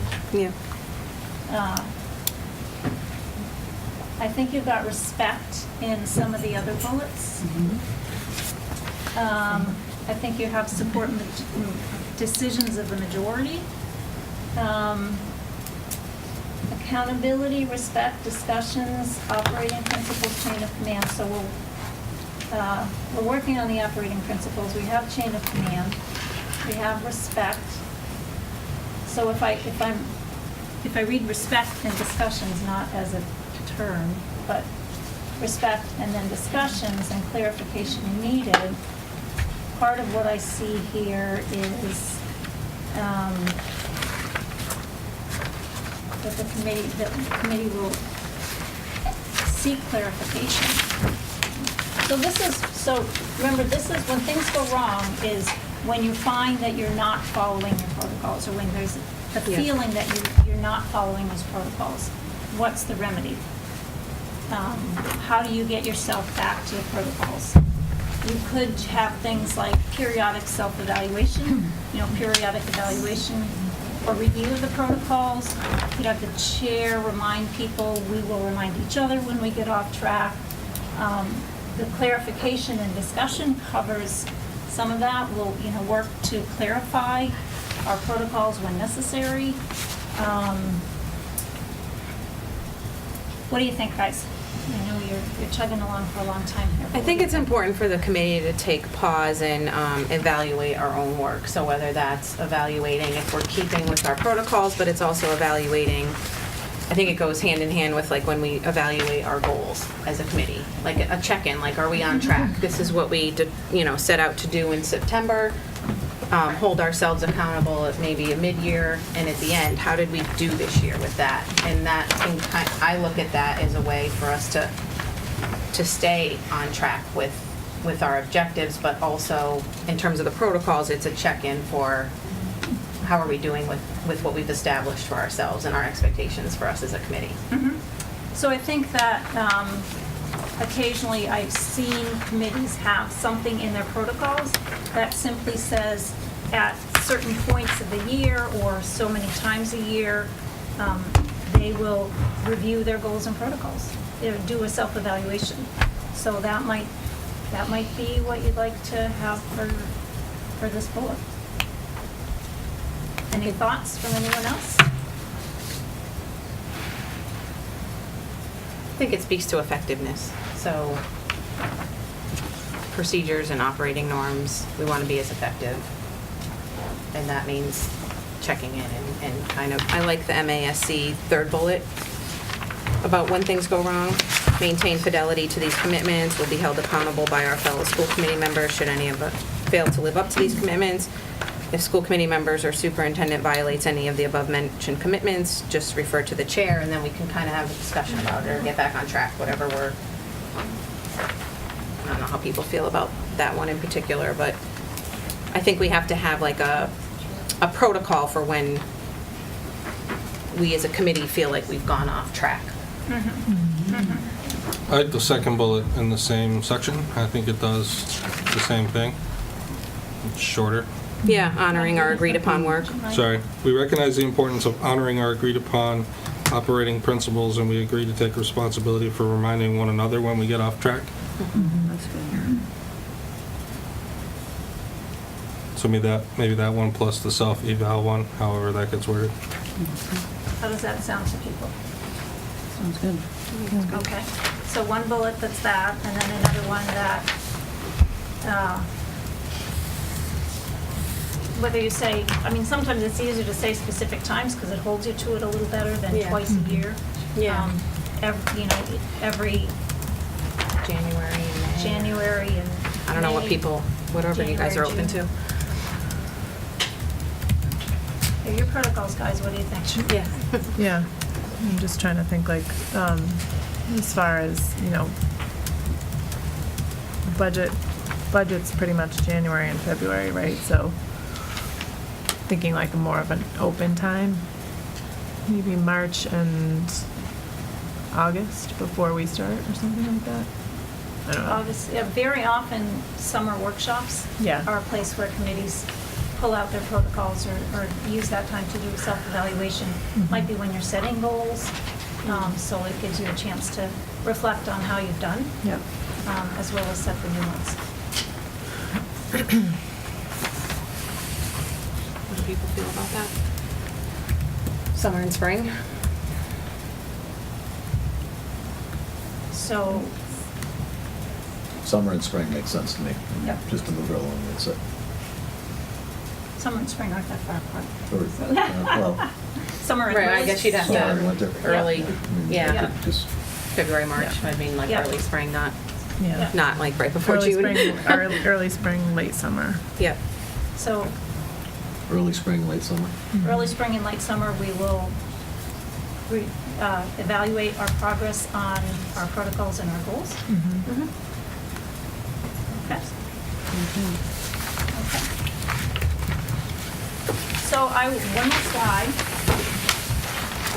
So this was all great work. And I think that you kept to the topic really well. What I would suggest is that now you've drafted these tonight, but you don't have them all in front of you, right? So someone will take responsibility for typing up what you've drafted, and you'll all have a chance to see it and think about it a little bit more. We suggest, and this is what we find that makes the most effective use of protocols, is that the community knows that you have adopted these as a best practice for the way effective committees operate. That you post the protocols on your website. It helps hold you accountable. It helps other people understand how the committee works. We suggest that you've already covered the doing the check-in. We suggest that you actually vote to adopt these officially and then sign them, as you see in the Melrose document, along with the superintendent signing them, to hold everybody accountable. It's a way to hold yourself accountable. You've actually held yourselves accountable to following the protocols that you've all agreed to adopt. Reevaluate, recommit a couple times a year, and then again, remind each other when you get off track, so that you can help yourselves again, as to go back to the beginning, you've settled on how you'll work together, and then you're much more able to concentrate on what the work is that you need to get done, to concentrate on your goals, on monitoring the progress of the district, and so forth and so on. Yes? So something like our goals are annually. How often do you rewrite the protocols? Is it something that's written and it's there until it's changed or adjusted again? Is it periodically? So 'Cause your what board many changes committees do consistently. is, because the committees change, you're exactly right. What many committees do is when there's a change, or annually, they take them out and review them. And then if there are new committee members, they can have a chance for input. Give their input, and maybe you draft them. On the committee that I'm on, we've had protocols for about 7 years. They don't look now like they looked 7 years ago, because as the committee has changed and as we've worked with them, we've amended them as we went along. So these are You won't find that they'll be drastically different from iteration to iteration, but they'll evolve depending on the group that's working together and the needs of the group at that particular time. That make sense? Okay. Any last questions for me? Well, thank you very much. Thank you. Thank you, And, Dorothy. if you have any questions, feel free to follow up, and if you want any more workshops, feel free to follow up. Yeah, no, thank you so much for Thank coming you. out again. We really, really appreciate it, and I think it's given us a great, the framework and some good protocols for us to establish, and I appreciate it. I do. So will these come out then in draft form so that we can give input? How will that process work? How do we want to do that? I believe Diane has something written, and you want to They'll kind be of in the min- coordinate to... Yeah, they'll be in the minutes, and then Yes, I I already will did. be sending them to Stephanie, and she'll correct whatever I've missed. Okay. And then you'll get it whenever you want to get it. But would you like input prior to the meeting when we're... Oh, you'll probably definitely be discussing them before you.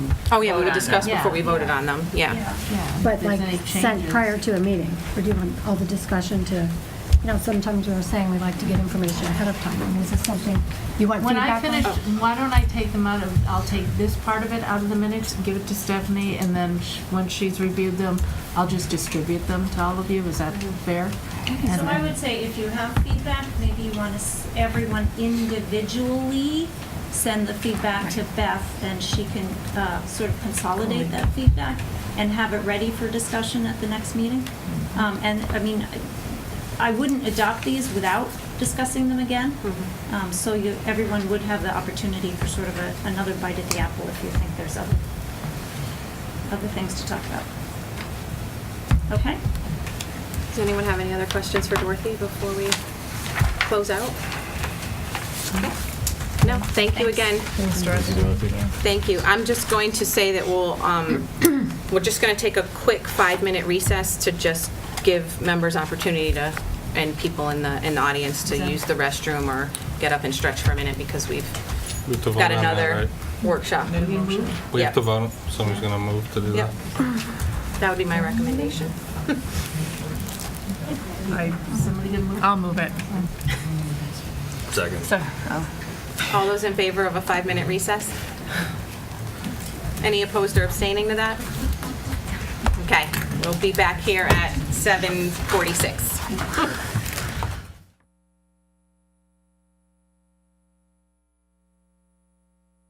Talk to you about what districts think about when they're looking at this situation.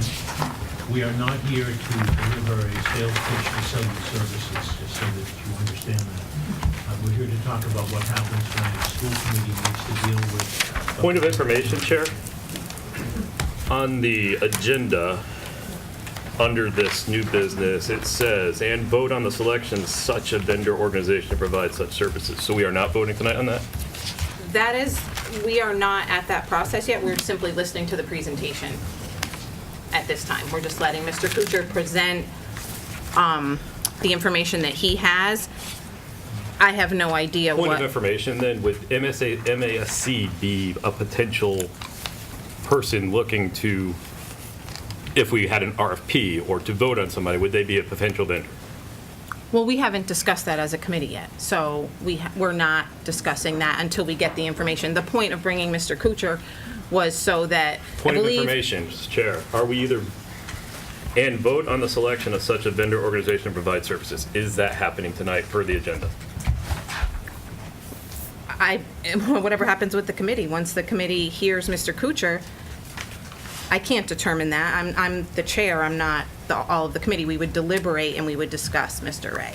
So we'll let Point of Mr. information. So are you saying we are going to have a potential vote tonight on the chair without an RFP going public first? I personally don't foresee that. I'm letting Mr. Kuchar present the information, then we as a committee will determine the path that we choose to go forward. Point of information, why does the agenda reflect that there will be a vote? In case there's a possibility generated from the discussion. I can't foresee how the committee is going to anticipate any of this information. This is simply information only. Information only. And I think if Mr. Kuchar is allowed to present some of this, I think it will make sense. I can't speak for you, but I feel everyone on this committee, most of the people are new to the search process. This is so Mr. Kuchar can guide us. I was just curious, will other people have a chance to provide us presentations as well? Yes, and you'll have opportunity as Mr. Kuchar is presenting to ask questions, correct? Yes. So yes, we'll have other presentations, you said? Yes, we'll have ample opportunity to explore any option this committee chooses to explore. In fact, Madam Chair, the handout which I provided to you, which is a guide to school committees looking to go through the process, has a directory in the back of the people who do this work nationally and state by state. So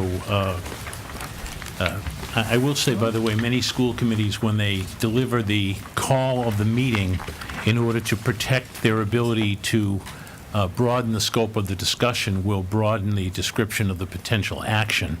That doesn't mean you're required to do it or that you would do it. It just means that you could if you wanted to, because the power and authority of the school committee over potential vacancy in the superintendent is so broad but so clear that the school committee could call a meeting next week and appoint me as your superintendent.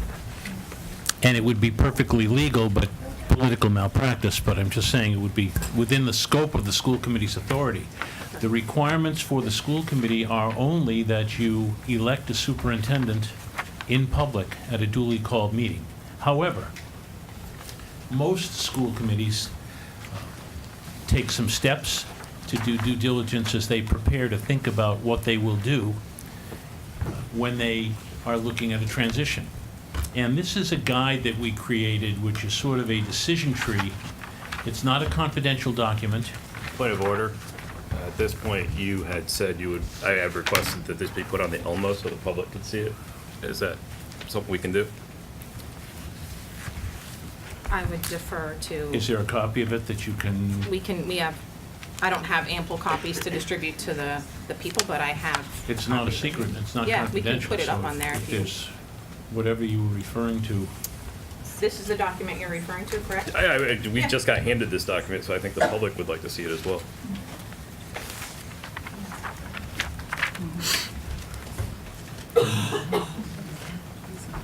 I have no idea how to work the Elmo. Don't even ask. This room's not equipped with one. If you have an electronic copy, we could maybe forward it on to someone equipped with a Mac, and they could project it wirelessly. Guess it's a no.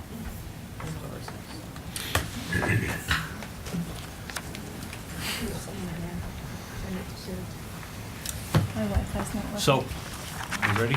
Yes. Okay. Yeah.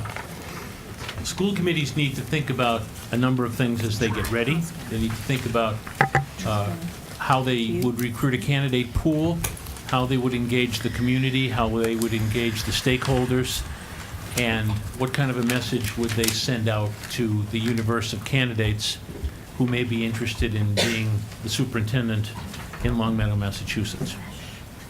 You do have the advantage of being a district with a good reputation, a community with a good reputation, and a community. I would ask that the members in the audience please be silent at this time and let Mr. Kuchar give his presentation. Thank you. And a community that is well-known and is not the kind of community that's going to scare anybody away. You should understand, however, that this is Massachusetts. This is a regulation and punishment state. It's the culture. It's the way education is administered. So recruiting candidates from out of state who are not familiar with or comfortable with living in a culture of regulation and punishment sometimes are a little reluctant to move. And in economic times where things may be a bit volatile over a period of time, sometimes people are reluctant to take risks. However, There are people out there who want to be superintendents. There are people in Massachusetts who want to be superintendents, and there are people who would take interest in Long Meadow. And I have no doubt about that, should you cast a wide net or a statewide net. You want to think about things like why the vacancy exists, and that may be on the minds of some of the candidates. You want to think about the likelihood of being successful if a candidate comes here. Now, that has a lot to do with the state's regulatory culture, because in Massachusetts, even if you succeed, you are likely to fail somewhere on the state's accountability and assessment system, just because it's the way things are set up. You want to think about making the transition smooth and whether there's a likelihood that the transition would be smooth, and then you want to assess the challenges that a superintendent would face coming into Long Meadow, and I would say to you that the challenges are certainly very surmountable, and they're not much different from a lot of what other districts deal with on a regular basis when they look for a superintendent.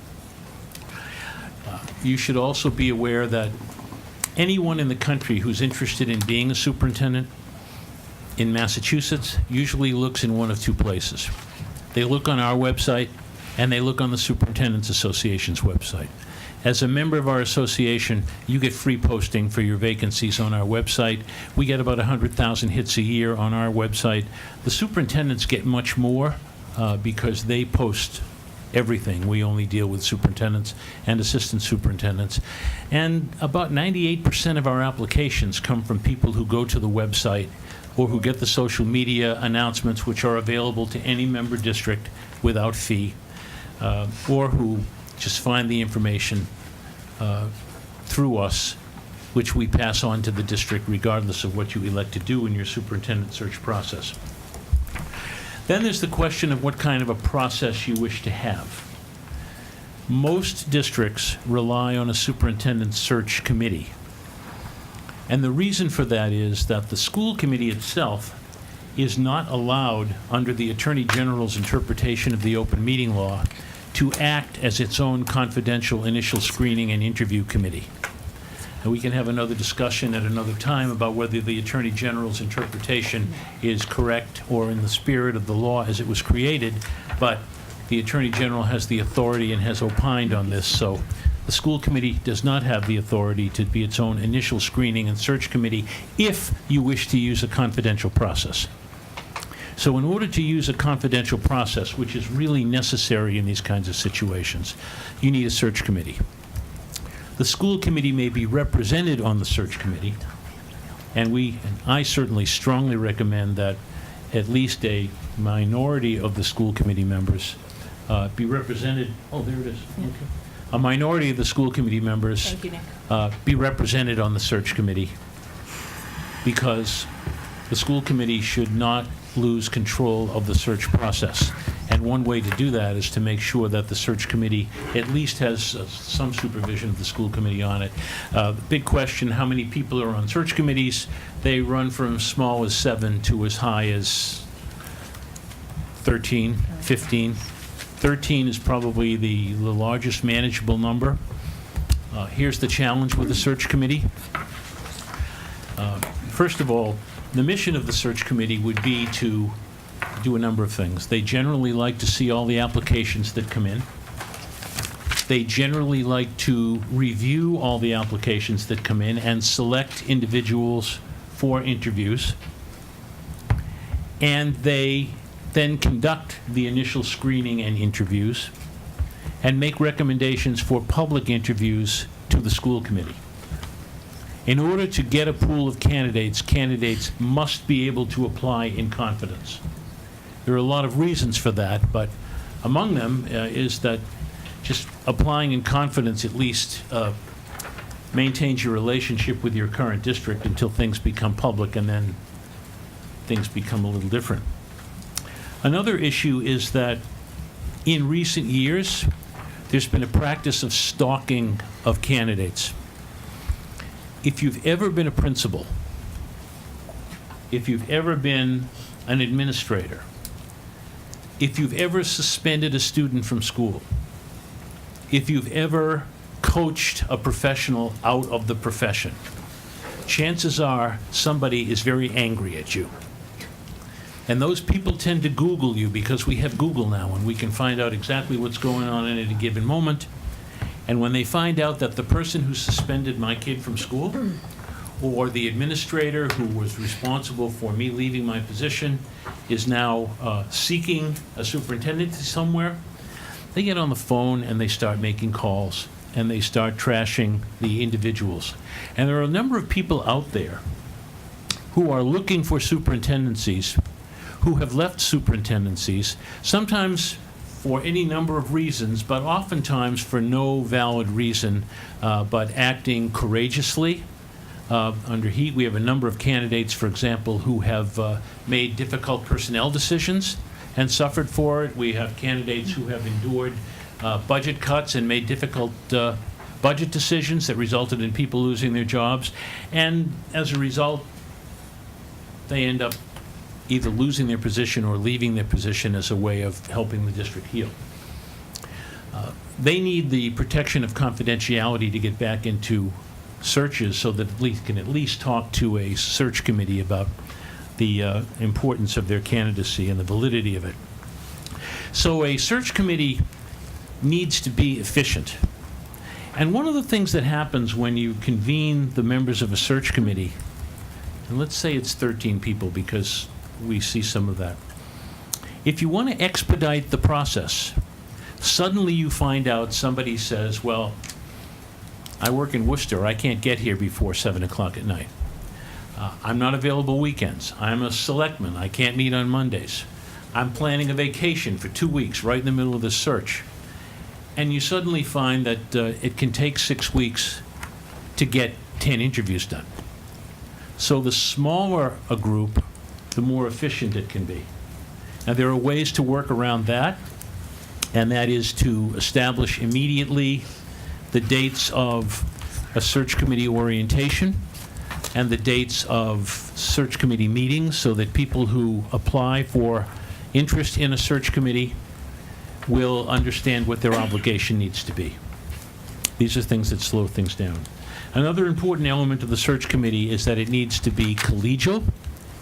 It needs to be open-minded, and it needs to be able to get its work done efficiently without people applying undue pressure on others in the search committee. So we strongly recommend that whoever appoints the search committee, whatever the school committee's process is for that, that you try to have the most balanced committee that represents members of the community, represents stakeholder interests in the community, members of the faculty, whatever is appropriate, but that there is a balance there.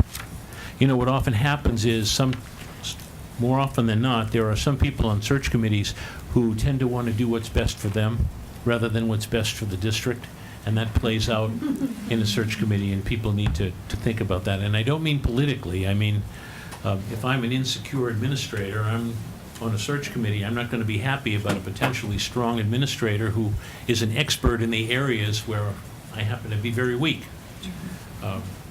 If I have a particular interest in a particular academic element, whether it's world languages or special education or whatever it is, I may be biased against those candidates who don't bring the skill to the process. So it's up to the school committee to figure out how to get the best balance of a search committee. Then you want to cast a wide net to find out who the most appropriate available candidates may be. People are mostly using social media now, which is largely free. People have stopped advertising in newspapers, although in your case it will probably be very helpful to advertise locally, because many of your best recruiters of candidates are the people who live in your community or in your area, who may know people or know people who know people, who can be in touch with them and say, this is a vacancy that is worth looking at. I did mention, by the way, that there are some things that will limit the size of your candidate pool. The known presence of a strong internal candidate will be well known to everybody. Nobody in the United States is more than 2 degrees of separation away academically from Longmeadow, Massachusetts. So if I'm the superintendent in Battle Creek, Michigan, and I want to come to Massachusetts or come back to Massachusetts, or the rest of the family wants to come back to Massachusetts, I'm going to make a call, and I'm going to make a call to the Superintendent's Association and the School Boards Association, and I'm going to ask, what's the community like? What are taxes like? What's it going to cost me to buy a house and live in the community? And is there a strong internal candidate? Because people are reluctant to take great risks in a superintendency. And you know, it's no great shame to apply for a superintendency like Long Meadow, to be identified as a public candidate and go forward to the school committee, do well, and not get the job. It's no great shame, but it's no great honor either. So very few people want to get into a process where they think that they are behind step to begin. You do want to think about developing material that talks about your community, that talks about the school district, and explains to the universe of candidates what that what the community is like, what your decision criteria will be. There are plenty of model brochures, samples of information like this that are available to you that you can take a look at and find. Plenty of sample communications that are available to you without having to pay for them. Usually the school committee will ask for focus groups to be held in the district.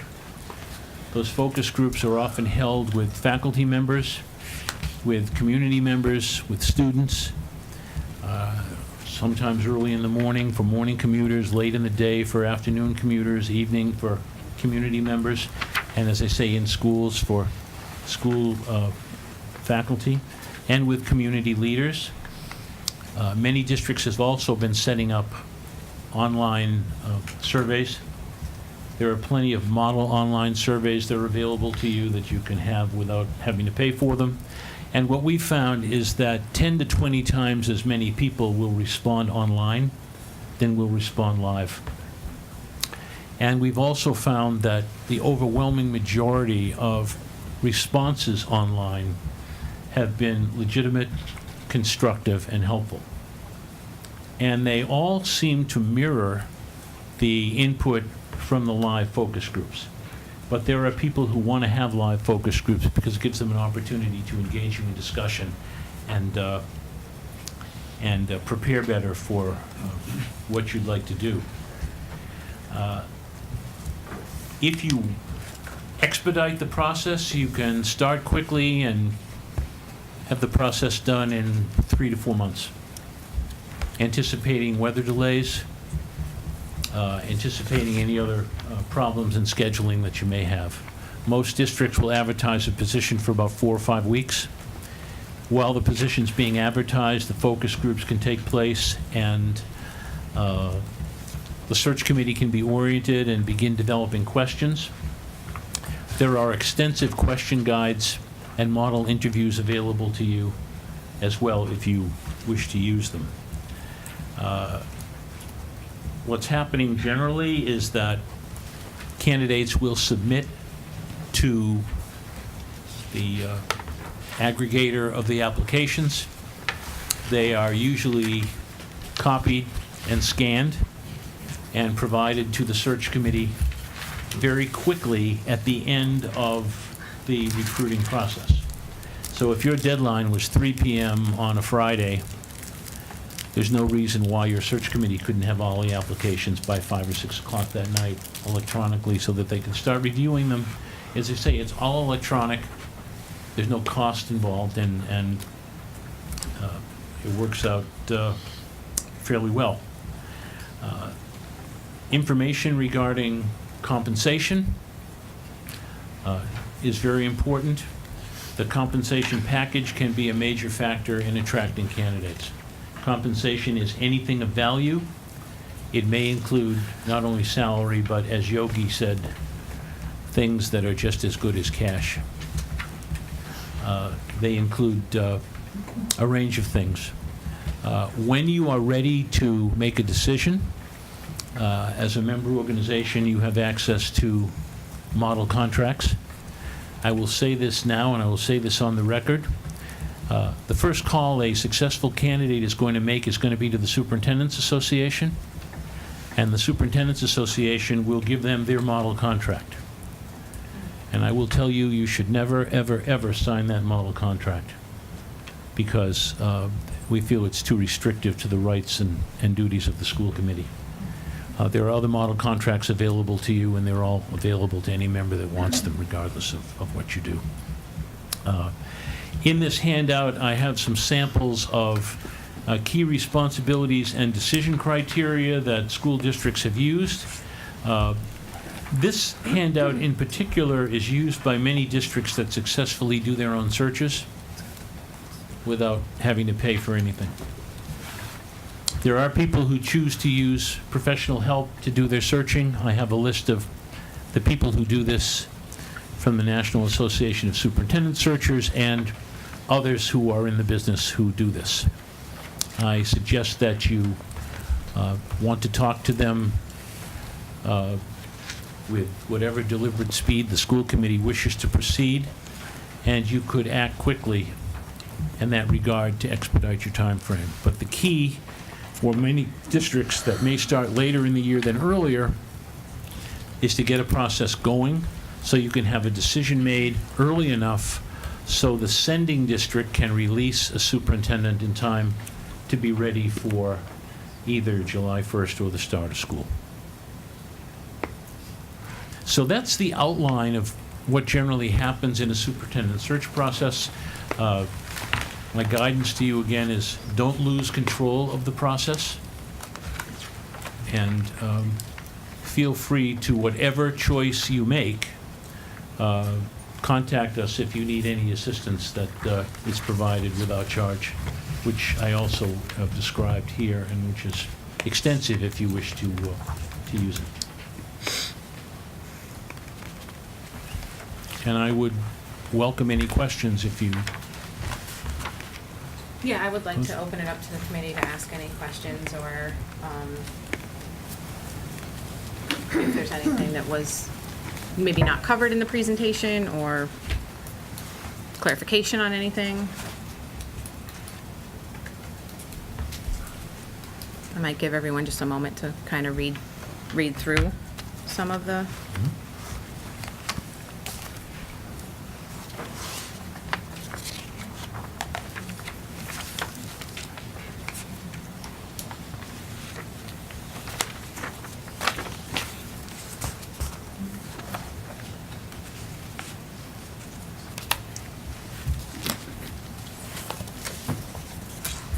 The way a lot of our candidates make use of streamed broadcasts of school board meetings.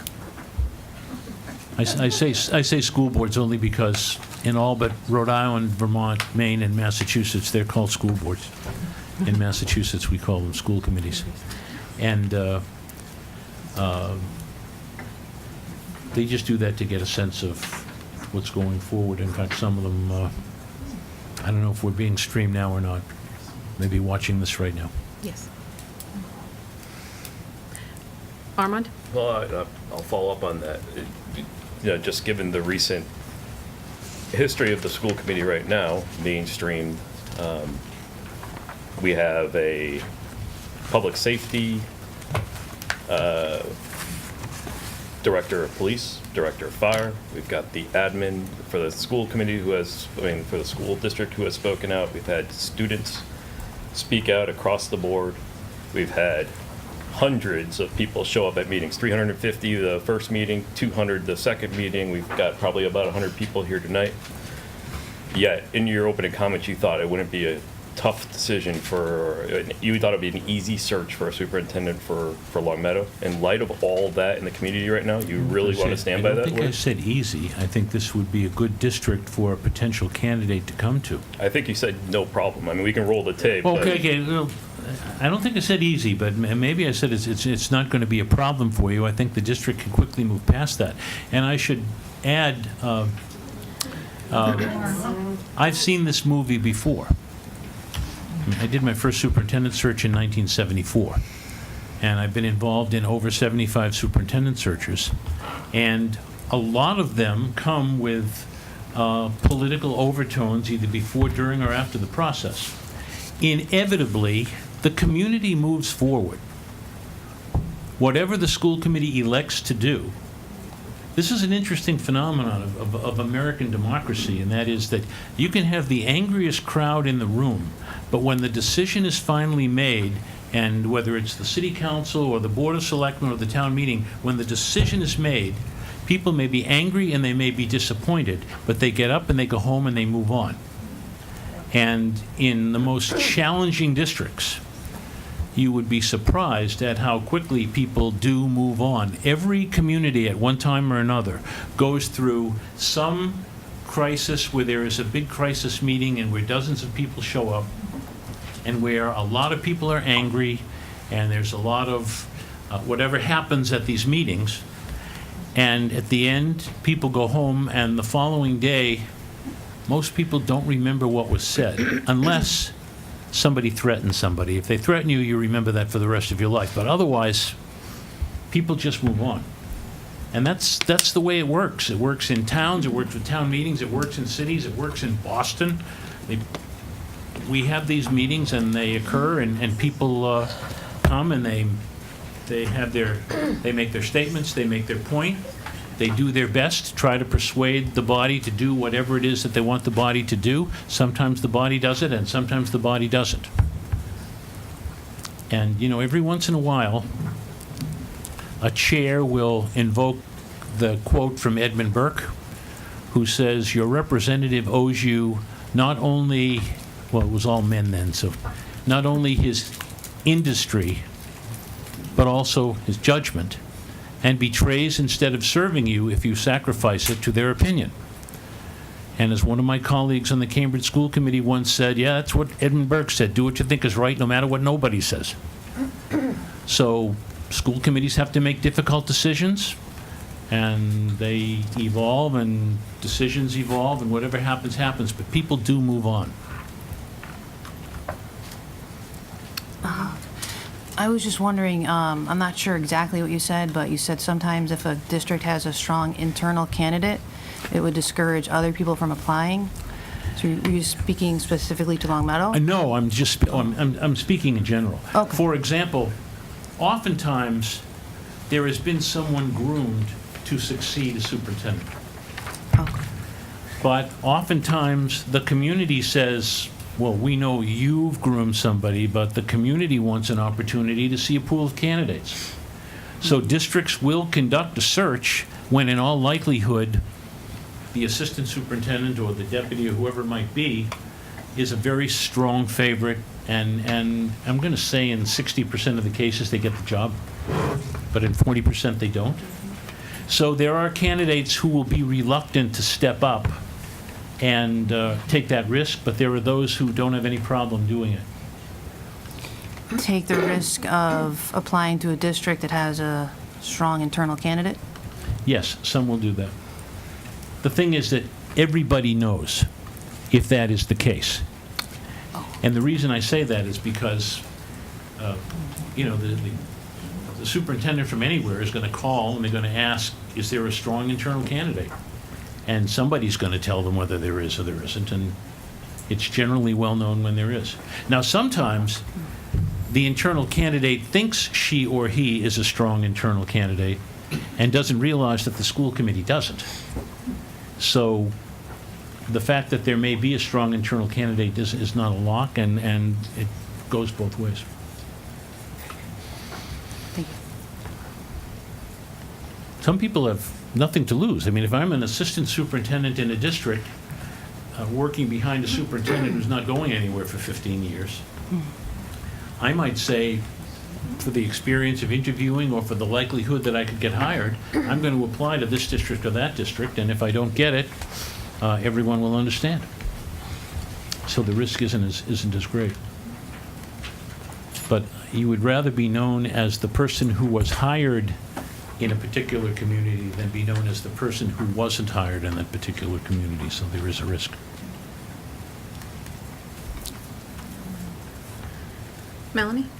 Glenn, how do you go about ensuring that your search committee I guess, members of your search committee are going to undermine the process or share in the goals of the Yeah. committee. Whoever is responsible for appointing committees on the school committee in every district, and sometimes it's the chair, sometimes in cities it's the vice chair, sometimes it's the board as a whole, needs to exercise great caution in selecting people who will be good colleagues at the table. And that means that you have to understand that the selection of search committee members is done by the policy set by the school committee. So somebody doesn't get to say, I hold a particular position in the community, therefore I designate so-and-so to be on the search committee representing us. It doesn't work that way. You shouldn't let it work that way. The school committee should appoint the members of the search committee. What is our policy? Does anyone know? The chair does appoint subcommittees. I would add that, Search committees? no, I would appoint, but I would not appoint without input from the entire committee, I think. In particular to this decision, I would want to, I'm speaking for myself, I would want a cross-section of all stakeholders. I would want a balanced I was committee. asking about the policy, because I thought last time it was a lottery.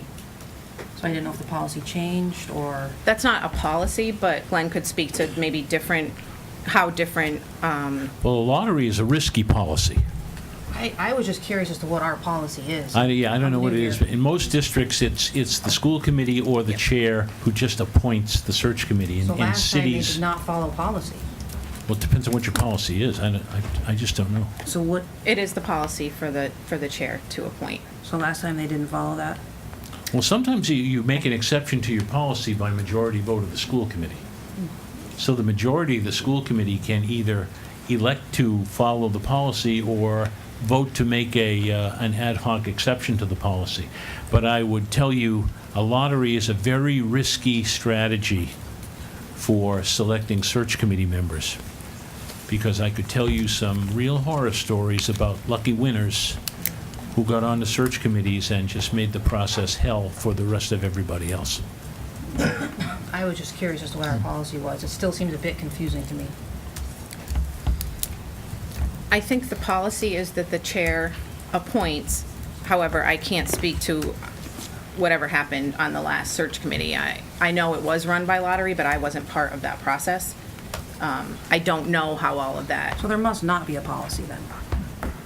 Not in terms of search, there's a policy in terms of the chair appointing, and we can certainly go back and look at the policy. There is a policy for chair appointing subcommittees.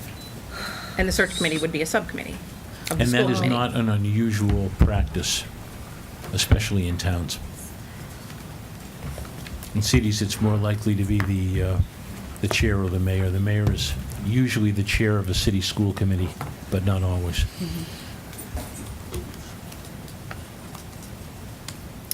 Does anyone else have any? I think that started out as your question, Melanie. Did you get that answered? I think I have the answer, but I'm not necessarily sure that you can safeguard that. What do you mean? Do the best you can. What do you mean say? You could bring a slate to the school committee and ask for its approval, or you could, with majority vote, just appoint a search committee. It's whatever your rules are.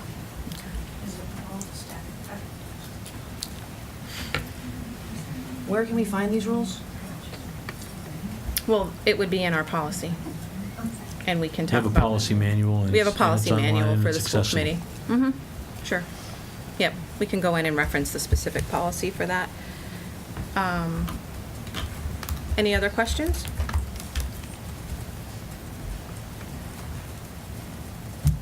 Okay. Seeing none, I would say thank you very much for giving that information to us. I think it's important that we have as much information and that we are transparent in this process. That is, I think, critical for the school committee moving forward. Oh, I'm sorry. I just, When we get to the discussion about the RFPs, and will Glenn be here to talk about MASC information? I didn't see that. You can talk to your, whoever is responsible for the bidding process. The state has a less formal bidding process for something like this. If you decided to elect to distribute an RFP, then you should invite the people that you would consider fulfilling it to come and talk to you, to create a level playing field for the others. Okay. So that's in terms of next steps. Okay. Does anyone else have any? Whatever you elect to do, those services that we provide to our members routinely as part of their membership would still be available to you without fee.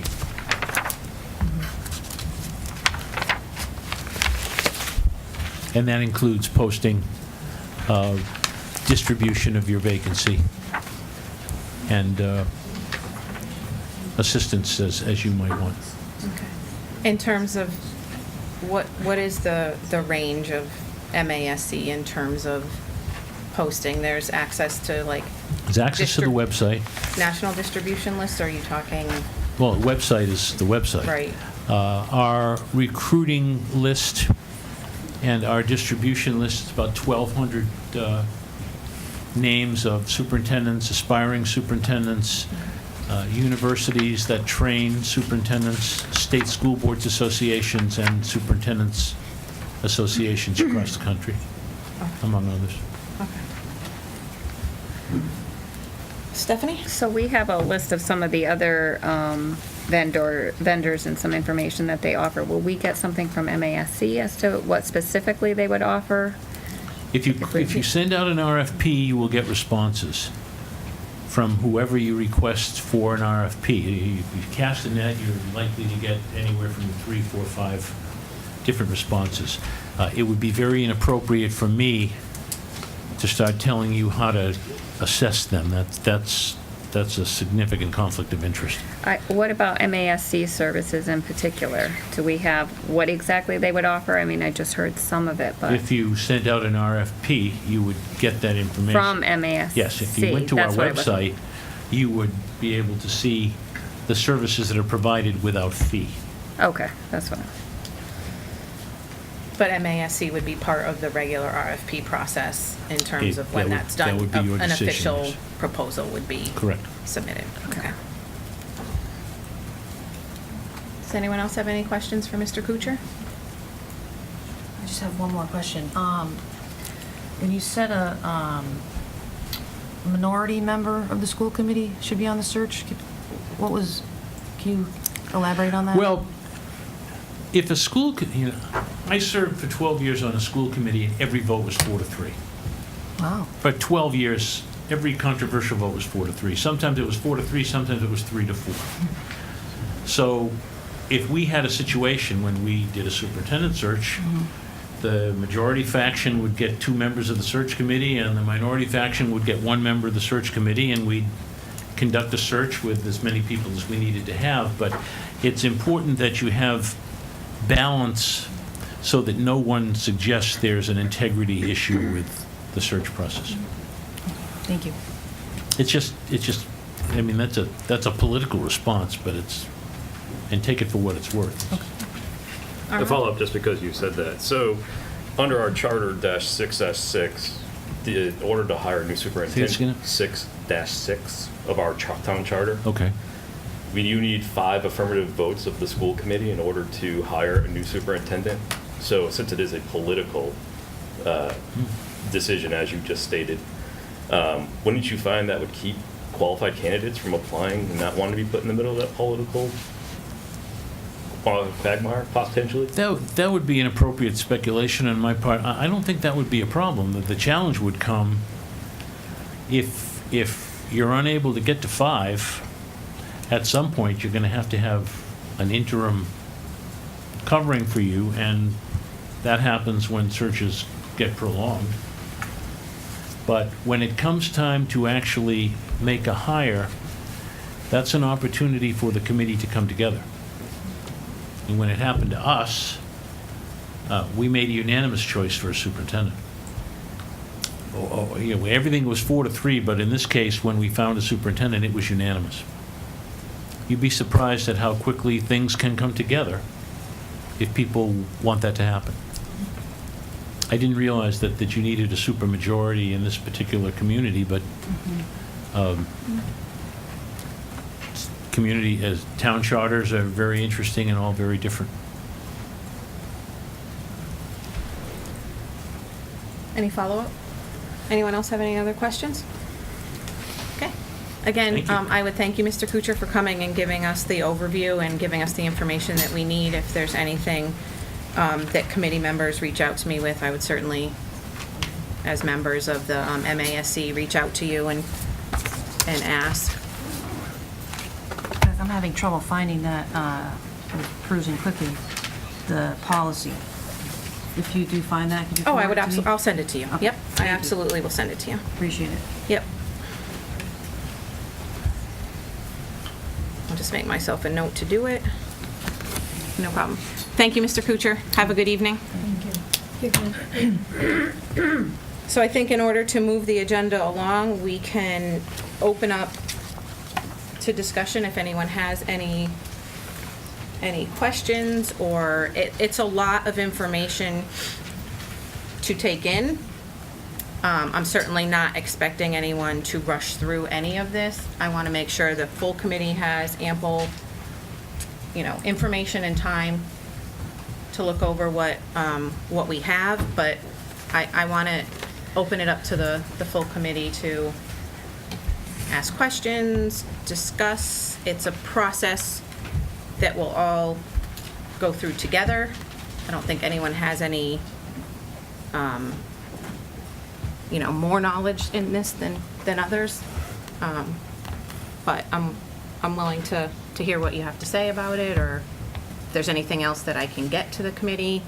If anyone has any questions for Tom about the RFP process, or anything that you want answered about this process at all, I want to open it up to the committee. Sorry. Oh, sorry, I forgot. That's okay. I'll put Karen and then Bronwyn. Thank you. Yeah. Can we just get a little clarification on what the RFP process looks like? I am not an expert in town procurement, so I'm going to defer. I have been trying to find out what I can, but I will defer to Tom, if you don't mind, Tom, to fill in some of those. Sure, I'll do the best I can. So, under the RFP process, which would be, you would develop two sets of criteria. One would be considered your minimum criteria. So any vendor or consultant that is submitting a response to the request would have to meet those minimum criteria. Once they met those criteria, then there are some comparative criteria that are used to evaluate, whether it be just through the proposal, whether it be through interviews or presentations that are provided to, whether it be a subset of the full committee or the full committee, to evaluate the proposals and rank them. Under the RFP process, you're not privy to the financial cost associated with the proposal until after review and ranking of the technical proposal is completed.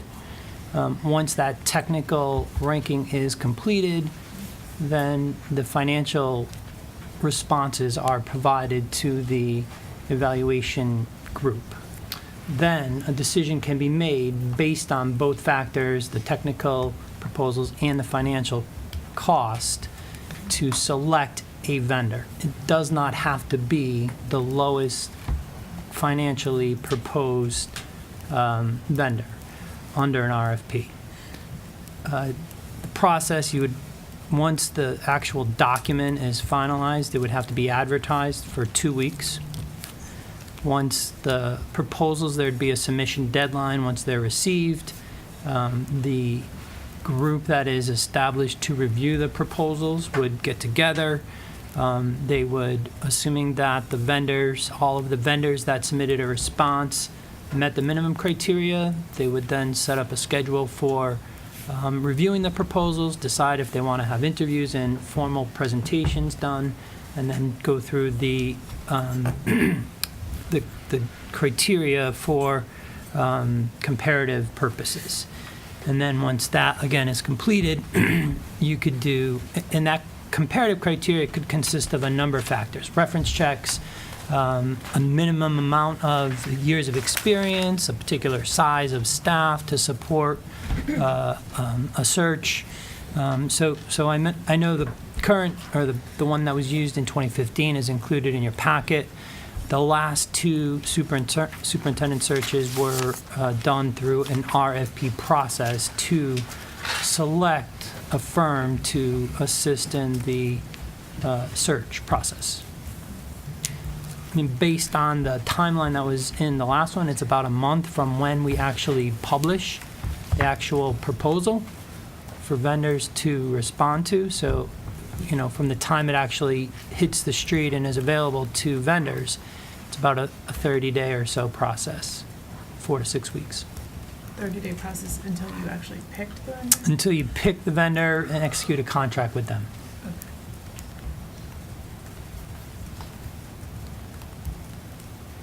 I had Bronwyn next, and then I'll go to Armand. No, go ahead. You sure? Yes, thanks. So I had sent an email to Chad Thompson, the procurement officer for the town, and Tom responded on November 27th at 12:07 to you and I, and he laid out what Tom just talked about. So I think that might be helpful for the rest of the committee to receive. I didn't want to send it out to everybody to potentially violate any open meeting law. Right, I would agree that document should go to the full committee. And as a committee, we should discuss any concerns or the benefits of an RFP process. Bronwyn? So I'm just wondering if, obviously everyone gets the emails from the community members and teachers and students and such. Are those questions, because some are very specific, are those questions going to be answered before we move forward? Because they're super specific about the search, and I believe they should be answered. I was just wondering what you're planning on. I think that certainly we are going to be, we are going to operate under transparency. So any questions will be dealt with in meetings, and I think there's definitely going to be enough opportunity and ample opportunity for us to address all of that as we deliberate. I certainly always put it out there that people can, if they don't have correct information or they're not certain, I always welcome either contact a committee member or contact me directly as chair. I've always been, that's always been my policy, because if I don't have the information, I will go to whoever I need to get it. If it's a financial question that I don't know, I certainly call Tom, or I've emailed Tom in the past. It may take some turnaround time, but I get that information back to people as needed. But I do think that as this process unfolds, a lot of those questions will be answered. We certainly will have to, talk about cost effectiveness and money, things like that. Those things are always going to be of a concern to me. I would hope they'd be a concern to the whole entire committee. So it certainly is, anybody who has a question or needs information, we will get that. So if people haven't, if they've sent an email already with requesting information and they haven't received a response, when could they expect it? Well, I think a lot of the questions will be answered as we do the committee work, and then certainly there's never a specific time frame to when things get answered in terms of email when they come in. I think there's an understanding that we are volunteer committee members. There are things that happen where you're not, bound by a 24-hour turnaround to an email. I'm certainly considerate of all the emails that come in, and that will all certainly get addressed. I would not leave somebody hanging and not getting information. That will either be addressed in the full committee discussion, or it will be addressed if there's a specific question. And I've done some of that already. There has been some very specific things sent to me, and I've responded to those people accordingly. Thank you. Karen? Sorry, I don't know anything about this process, so I may be directing a lot of my questions to you. So you talked about the RFP process. What's the alternative to an RFP process? So if the services are to exceed $10,000 under Chapter 30B of the Mass General Laws, the only other process would be to receive 3 written quotes. That, in that case, you would be required to go with the lowest price for those services, whichever vendor submitted you the lowest quote to provide the services. I would strongly recommend that a set of expectations that would be laid out, that would be provided to solicit the written quotes, so that there is clear understanding of what services are to be provided by anybody responding to that request for quotes. And is it the same, sorry, can I ask a follow-up? Yeah, go ahead. Is it the same process as far as like advertising, and then you get 3 written quotes in from the advertising, or we would go out and just ask 3 different places to give us quotes? Yeah, you're not bound by the same advertisement requirement as you are on an RFP. You don't have to set up a committee to evaluate the responses, because you've laid out the specific expectations in regards to the services that you're looking for. So the more specific the service is, the better chances of receiving the expectations or having the expectations met. But again, you don't have that availability to choose who you end up receiving as a service provider, who may not have the experience, the criteria, the background to meet the expectations. Ryan and then Stephanie? How are the specific services you're talking about determined? Would we do this in a public meeting? I would say that would be something that the school committee, assuming they would, if they're going through a quote process, would want to kind of lay out what the specific expectations that this provider would bring to the committee in terms of assisting it in the search process. Can I ask a follow-up to my question? Sure. So why do we have these in the packet if we haven't done the RFP or devised those services? That's just informal information. When I first reached out to Glenn and asked him to come do the presentation, he said you can simply call and get some informal bids, just so your committee knows what is out there, and it's just information only. That is not an official RFP or anything like that. Those are just information only so we can review. One of them called us Natick, so can we just cross them out? Thanks. Stephanie? So last time I know there was some discontent with this search firm that was used. Do you know who was used in the previous 2 you mentioned? So the last 2, one was that firm. The one before that, I believe, was NASDAQ, the firm that referred to as Natick. Yes. And do you know, is it going back too far, who was before that? Who we've used before? I don't know who was before that. Okay. I don't know if there wasn't a search, right? They appointed The assistant superintendent. The Okay. assistant superintendent as interim and then hired her as superintendent.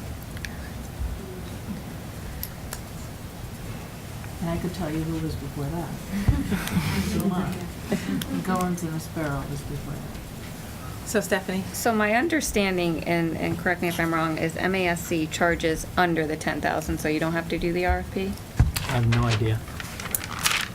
I think that we don't have an official proposal from them, so I think that there's certain information I think we can glean from the website, but we would have to talk as a committee about whether you want to go through the RFP process, and then I would imagine there's no guarantee. So they don't have a set price, that's what I was trying to figure out. They don't have a set price, MASC, for their searches? Not that I'm aware of at this Okay. time, but I could certainly email Glenn and ask.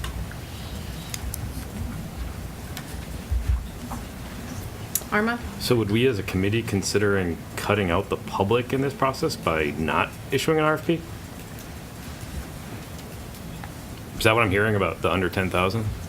I'm just asking. What do you mean cutting out the public? I heard a question that if it was under 10,000, would an RFP be required? Per Chad Thompson, no, it would not be required. I don't know how we would fund it because we haven't funded this in our budget this year, but I guess we're talking about what we're going to do going forward. Are we committed to an RFP as a board? And that's the discussion that we should be having right now. We'd need to know people's thoughts on whether you want to, and that doesn't, I'm not saying that has to happen right at this very meeting, but we certainly have some of this information. We have things that Tom has said to us, so we can discuss that. I would move that this school committee solicit formal RFPs in the superintendent search process going forward. Second. Any discussion on this? Of course. I think I'm just trying to find out more information about the RFP. So when I asked Glenn about it, he said that we have to, I'm trying to get information about everybody out there. My understanding is that a vast majority of schools use MASC, so I wanted to, but I don't have any information about what services they offer, but it sounds like we have to do an RFP for them. But then I was unclear because I thought that they were under 10, but maybe they're not, so I don't really know. I think he answered that you would. Can I answer what I'm just going to let Tom. Well, it's best, I mean, your scope of service would tell any of the vendors that are out there that provide the service what you want from them. Okay. So you have to kind of define what your requirements are and what services they're providing you. And then they'll come back and tell you how they plan to do it. They'll give you a proposal and try to sell you that they can best meet your needs by their experience or other similar sized districts throughout the state or country that they've provided the same services to. So it doesn't matter how much they charge. You can do the RFP and just cast that net he was talking about and then Correct. have everybody come back. And then Ryan? I was just going to say, I think he was saying that if you want to see what's for free, go look at the website. And if you wanted to know how much it was going to cost, we'll wait for the RFP.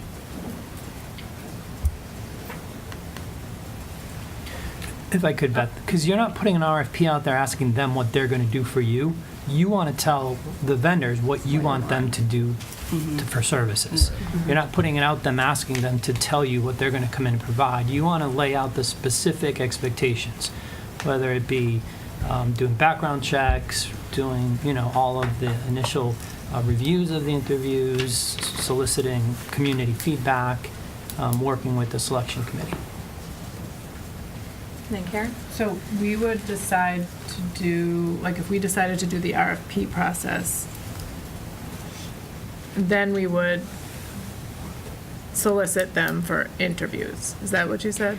Yeah, you could. You don't have to. I don't believe in the last round, the committee, it was a subcommittee of the school committee that evaluated the proposals, had interviews. I believe they just reviewed the proposals, they did reference checks, and they met a couple of times, was my best recollection, and then ended up coming back with a recommendation to the full committee to award a contract. Okay. But you could, if they're, if you want clarity or more information from the vendors who submit a response. Bronwyn? So, would we be utilizing Chad Thompson, the procurement officer, for this? Chad most certainly would be involved in the process between, so the official advertisement, receipt of the sealed proposals, and the financial proposals would be submitted to him through the process of evaluating the proposals and ranking them and then reviewing the financials. Chad would be a part of that all the way through the execution of a contract. Okay, thanks.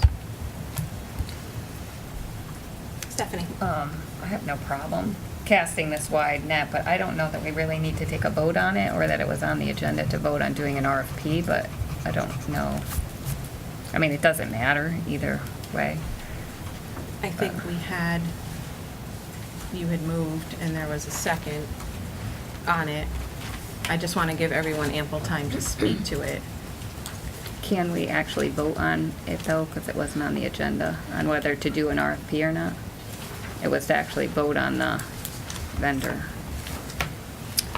Well, I think My personal opinion is I think that we don't have to take a vote on anything tonight. I think that we got a lot of questions answered. I feel that people may have a lot more questions. I don't know if anyone else had anything that, like, I didn't hear from you, Melanie. I Well, want I'll just everyone say to be my able opinion to. Regarding that motion is, I don't have enough information to even make an educated vote on that. I hear that. I'm sorry if people can't hear me. And I'll just follow that. I didn't plan on voting on a vendor organization either, because it's just been presented, like I had no. Yeah, I wasn't interested in voting on a vendor tonight, just the process. Yeah. Right. But either way, as long as we're not choosing anyone tonight, I'm comfortable with moving forward, especially since most of this we've just seen for the first time. Exactly, yeah. I would feel comfortable tabling that motion and just let everyone sit with the information, take the time to read, figure out, what you want to do. There's certainly no rush tonight to do any of that and take any vote. I would feel comfortable myself doing that, and that way, if there's any follow-up, if there are any questions for Tom, if there are any questions that I can forward to Glenn in terms of just how this whole process works for us, I think that's, I'm hearing that that's what consensus of the committee is right now. Bronwyn? I don't know a lot about the RFP process either. Would the entire school committee be responsible for putting together the things that we want in there? Would it be like a certain group? Well, correct me if I'm wrong, Tom, I think it would be a subcommittee that we would form. It could be either. Both combination? Yeah, I would think in terms of the scope of services, that would probably be something the full committee would probably want to provide parameters on and maybe vote on in terms of what gets included if an RFP is used, so that all of the members had input. In terms of the evaluation and recommendation of a vendor, like I said, I believe the last two times it was a subcommittee of the school committee that did that work. And then I think Armand, I saw your hand. Yeah, I mean, I guess I'm putting this out there just as the RFP process would ensure that the public and community voice is heard. And in no case where a bid comes in under $10,000, which would not require such a process, would then just get heard and voted on at the school committee without any input from the admin, staff, students, and teachers before we took a vote on that. And that is a possibility, and I'd want that out there in the public domain, that is my concern, that if we do not take a stance on the RFP process, which has a higher requirement than the below $10,000 process, that could happen. Karen? Can I just ask you, Aaron, because I don't understand this process at all, so I'm just, it's not an attack in any way. When you say that a non-RFP process would take the community or the public out of it, can you just expand on, because I Sure. don't understand. I'll go through the chair. Are you okay with that? Okay. So if MASC, as we heard, could potentially come in with a $9,800 bid or a $9,850 bid, we would not have to then talk to anybody else. They could give us a proposal for $9,850, and this board could vote on that and move forward with the search just based upon that, because it doesn't hit the $10,000 threshold. What I'm suggesting is that we say no matter what the dollar spent, we hold to the RFP process, which then does multiple solicitation of bids, background checks, interviews, community engagement, as opposed to just anything coming in under $10,000, this board taking a vote, and we move forward. Does that answer, do you want to follow up? Just quickly, so with the RFP process, you're saying then that so you're saying that the MASC process would not necessarily have the focus groups and the surveys and that piece of it? I'm saying potentially, let's not even say MASC, let's say vendor XYZ comes in with a bid at $9,850. Yeah. To us, somebody on this board could move Second, and accept that bid for the superintendent search without any of that, yes. I just want to, I don't know. You want me I mean, to I don't know how we step pay in? for it because it's not in a budget line, but procedurally, that is my understanding from Chad's email that what could happen. Stephanie? I think those surveys that you're talking about are separate from choosing the search committee. Those surveys are what are you looking for, so you get the community input. I'm not sure how much, even with the RFP, the community, I mean, visitor comments, but are you looking for something more than that in terms of community input on the, are there specific parts of the RFP where we do solicit the community input? Because those surveys are separate from picking the organization or vendor. I'll go through the chair again. Yes. I would think they are two separate processes. What I'm doing, A, is ensuring that we are soliciting multiple bids in the interest of the public to make sure that we are getting all the feedback we can as members of this committee to hold that. I'm not saying that's exclusive from a search committee who would help us to develop the RFP, the questions, the feedback, everything else that would go into creating the RFP process. Any follow-up on that, or Stephanie? I don't think anyone would disagree. We want to cast a wide net and get as much information as we want, is out there, so we can make the best possible decision and get input. I don't think anyone's looking for anything different. I would agree with that. Does anyone else have, Karen? I'm sorry, I'm a little confused on this. So the RFP, there's community input in the RFP process? Can I try? So like, for example, if we have an RFP, if we're accepting RFP bids and it goes to the subcommittee to be discussed and thought about, people can come and watch and listen and have an opinion about it. And if we just vote on one because it was a cheap quote, that doesn't have to happen. So nobody gets to listen or think and talk about it or have visitor comments.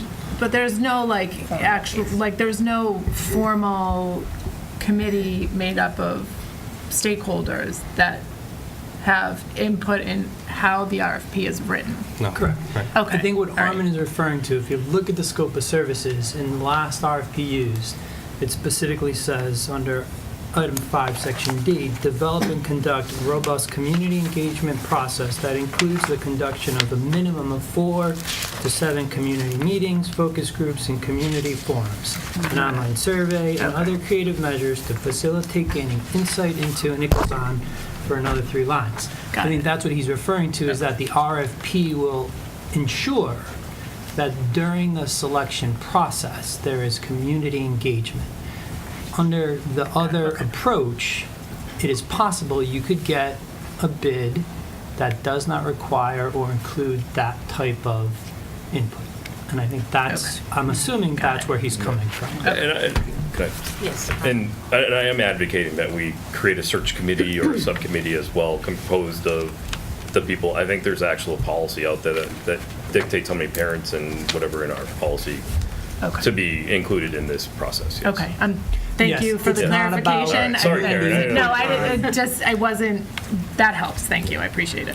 Yeah, and I think that's why it's important to ask all of these questions so that everybody, sometimes a question that somebody may not have thought of is generated from this kind of discussion. And I just want everyone to be able to learn as much as they can and know as much as they can. Melanie? Okay, so if we went with something other than the RFP, that doesn't preclude us from ensuring all those other things in terms of the survey, the focus group. I mean, that's something as a school committee or search committee we can do on our own, correct? They're not mutually exclusive. No, and we can, obviously input from stakeholders is going to be critical, focus groups, surveys, that, I don't think there's... Regardless of which one you go with. Right. I think that what Tom was saying earlier is that the RFP process defines more of the scope and services that are offered. It's not as It's usually very clear and very spelled out. Right, it's not as an Contract. unknown. Yes. You have a contract that usually attaches the scope of services to that contract with the vendor as to the deliverables that they agree to. Under the other process, it's usually not, it's just a purchase order.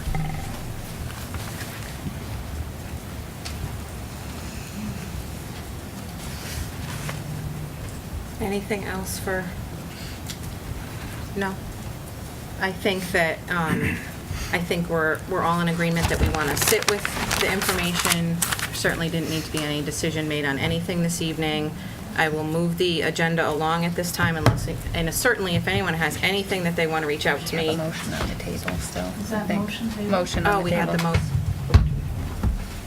we need to make a motion to It's, table. yeah, well, it's on it. So what do we do? Armand made the motion. I'm not motioning the table. I'm sorry, I didn't hear you. I'm not motioning the table. If somebody else wants to, that's fine. I'll motion to table the motion. Motion to table the motion. Motion to. All right. I don't know if you Second. want to read it. I'll second. All those in favor of, we have a motion to table the previous motion by Mr. Ray. We have a second on the motion. Any other discussion on that? All those in favor to table the motion? Any opposed? Abstaining? Okay, the motion to table that motion passes. So, the next item of business on our agenda tonight. Can I just say one thing? I think I just wanted to say, I think our next meeting, it will be helpful after hearing Glenn speak and then being able to go through and really understand the RFP. And then we would probably move to maybe an evaluation committee. I think that does all of what Armand's looking for, but Yes, we'll I be able think to our move forward then. our next meeting, we have a placeholder for ongoing business for this. Armand? Just in the past two searches, and Tom, you might be able to, I believe we established a distinct subcommittee for the superintendent search of the school committee. Is that correct? You say established a distinct subcommittee. You mean a search committee that members of the school committee sat on? I thought we had like a subcommittee of the school committee specifically related to the superintendent search, like a temporary committee. No? I don't Okay. recall that. Okay. And you? We had three members. We had three members that served on the that worked with the RFP and evaluated that. Okay, so a search committee then, not. No, and then there was, beyond that, once they've decided on the vendor, it came back to the committee who decided the makeup of the search committee. The members sat on the search committee. There were, there School were committee members on the members. search committee. Stephanie? That's what I was proposing, Armand, for the Yeah. next meeting, that we determine that subcommittee Yeah, that would do okay. the RFPs. That's fine. Okay. So the RFP pretty much guarantees input from the public in terms of the search? Am I is that correct? No, we would establish a subcommittee to then work with the town procurement officer in crafting. We would determine, that subcommittee work would cast the net for the RFPs. That subcommittee would then look at the RFPs when they came back. All of that work would be done in subcommittee. Yes. Oh, Can I just say Sorry. one thing? Sorry.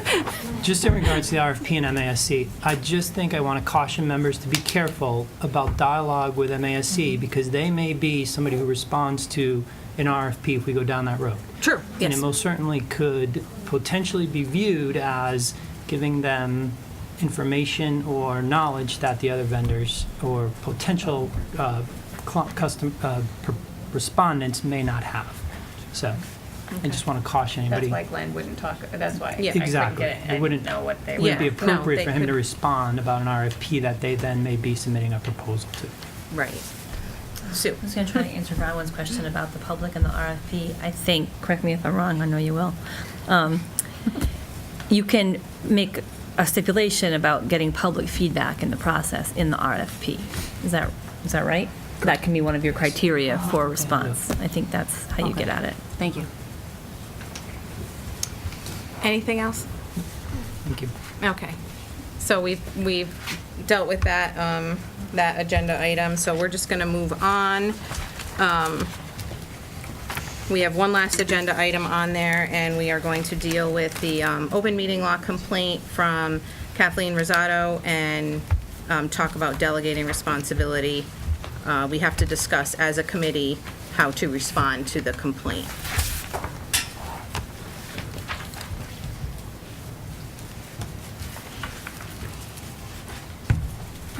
So we did have an open meeting law complaint filed by Kathleen Rosado on November 30th, 2018.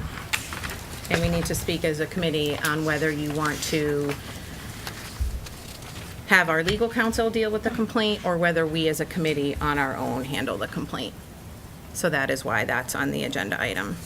So we do have a motion on there.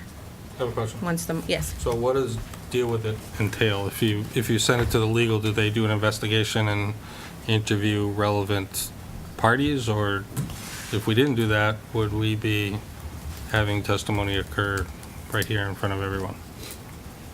Which, Legal I don't know what it counsel means. would go ahead and answer the complaint. how? How do they get the answer is my question. Well, they would prepare the, whatever that they do to investigate the complaint and answer to it properly. So can we find out what that means? Like what, I want to know exactly what they'd be doing. I would just personally say that when there's an open meeting law complaint, I don't have the legal expertise to answer to the complaint. I would prefer to defer it to legal counsel so that they can properly handle it. I think it's outside of, I like that idea too. I just want to find out exactly what the lawyer does. I just want to know that. What is the investigation? How do we find that out? they investigate what the complaint is not, the complaint gets forwarded to them, so they deal with what's in the complaint and investigate it properly. I can't speak to exactly Okay. what steps they take Okay. along the way, So, but it's a very thorough sorry, process. I have another question. Mhm. Thank you. And if, what would be the next step? Let's say legal answers the question and the complainant, Kathy doesn't like the answer, then what happens? Like says, nobody got interviewed, or I don't like the answer. How does this work? Well, I believe that if we, this is just a question for us whether we want to defer it to legal counsel, and if they prepare the complaint, then there's a finding Okay. at the end of this. I'm assuming there's a process beyond that, but typically, legal counsel would prepare, there would be a finding as a result of the complaint, and we would know the finding in that. Okay. I just don't feel comfortable myself as a committee, I don't have the legal expertise to do that. So. Fantastic. Thank you. No worries. So we do have a motion on how to handle that. I don't know if anyone. I move to delegate to school council the responsibility for drafting and filing a response to the allegations contained in the open meeting law complaint filed by Kathleen Rosado on November 30th, 2018. Second. Any further discussion on the motion? Seeing none? Can I have Oh, one more yes. question? Sorry, it just popped in my head. That's okay. I guess it's procedural again. I just want to find out if I get to talk to the person or not, but I guess I'll find out after when they do their investigation. Sorry.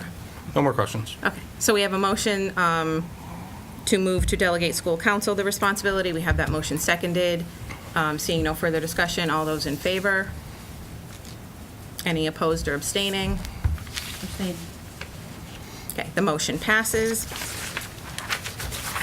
At this time in the evening, we do not have an executive session planned for the meeting, so I will call for a motion to adjourn. So moved. Second. All those in favor? Any opposed or abstaining? Okay. Thank you all, and have a good evening.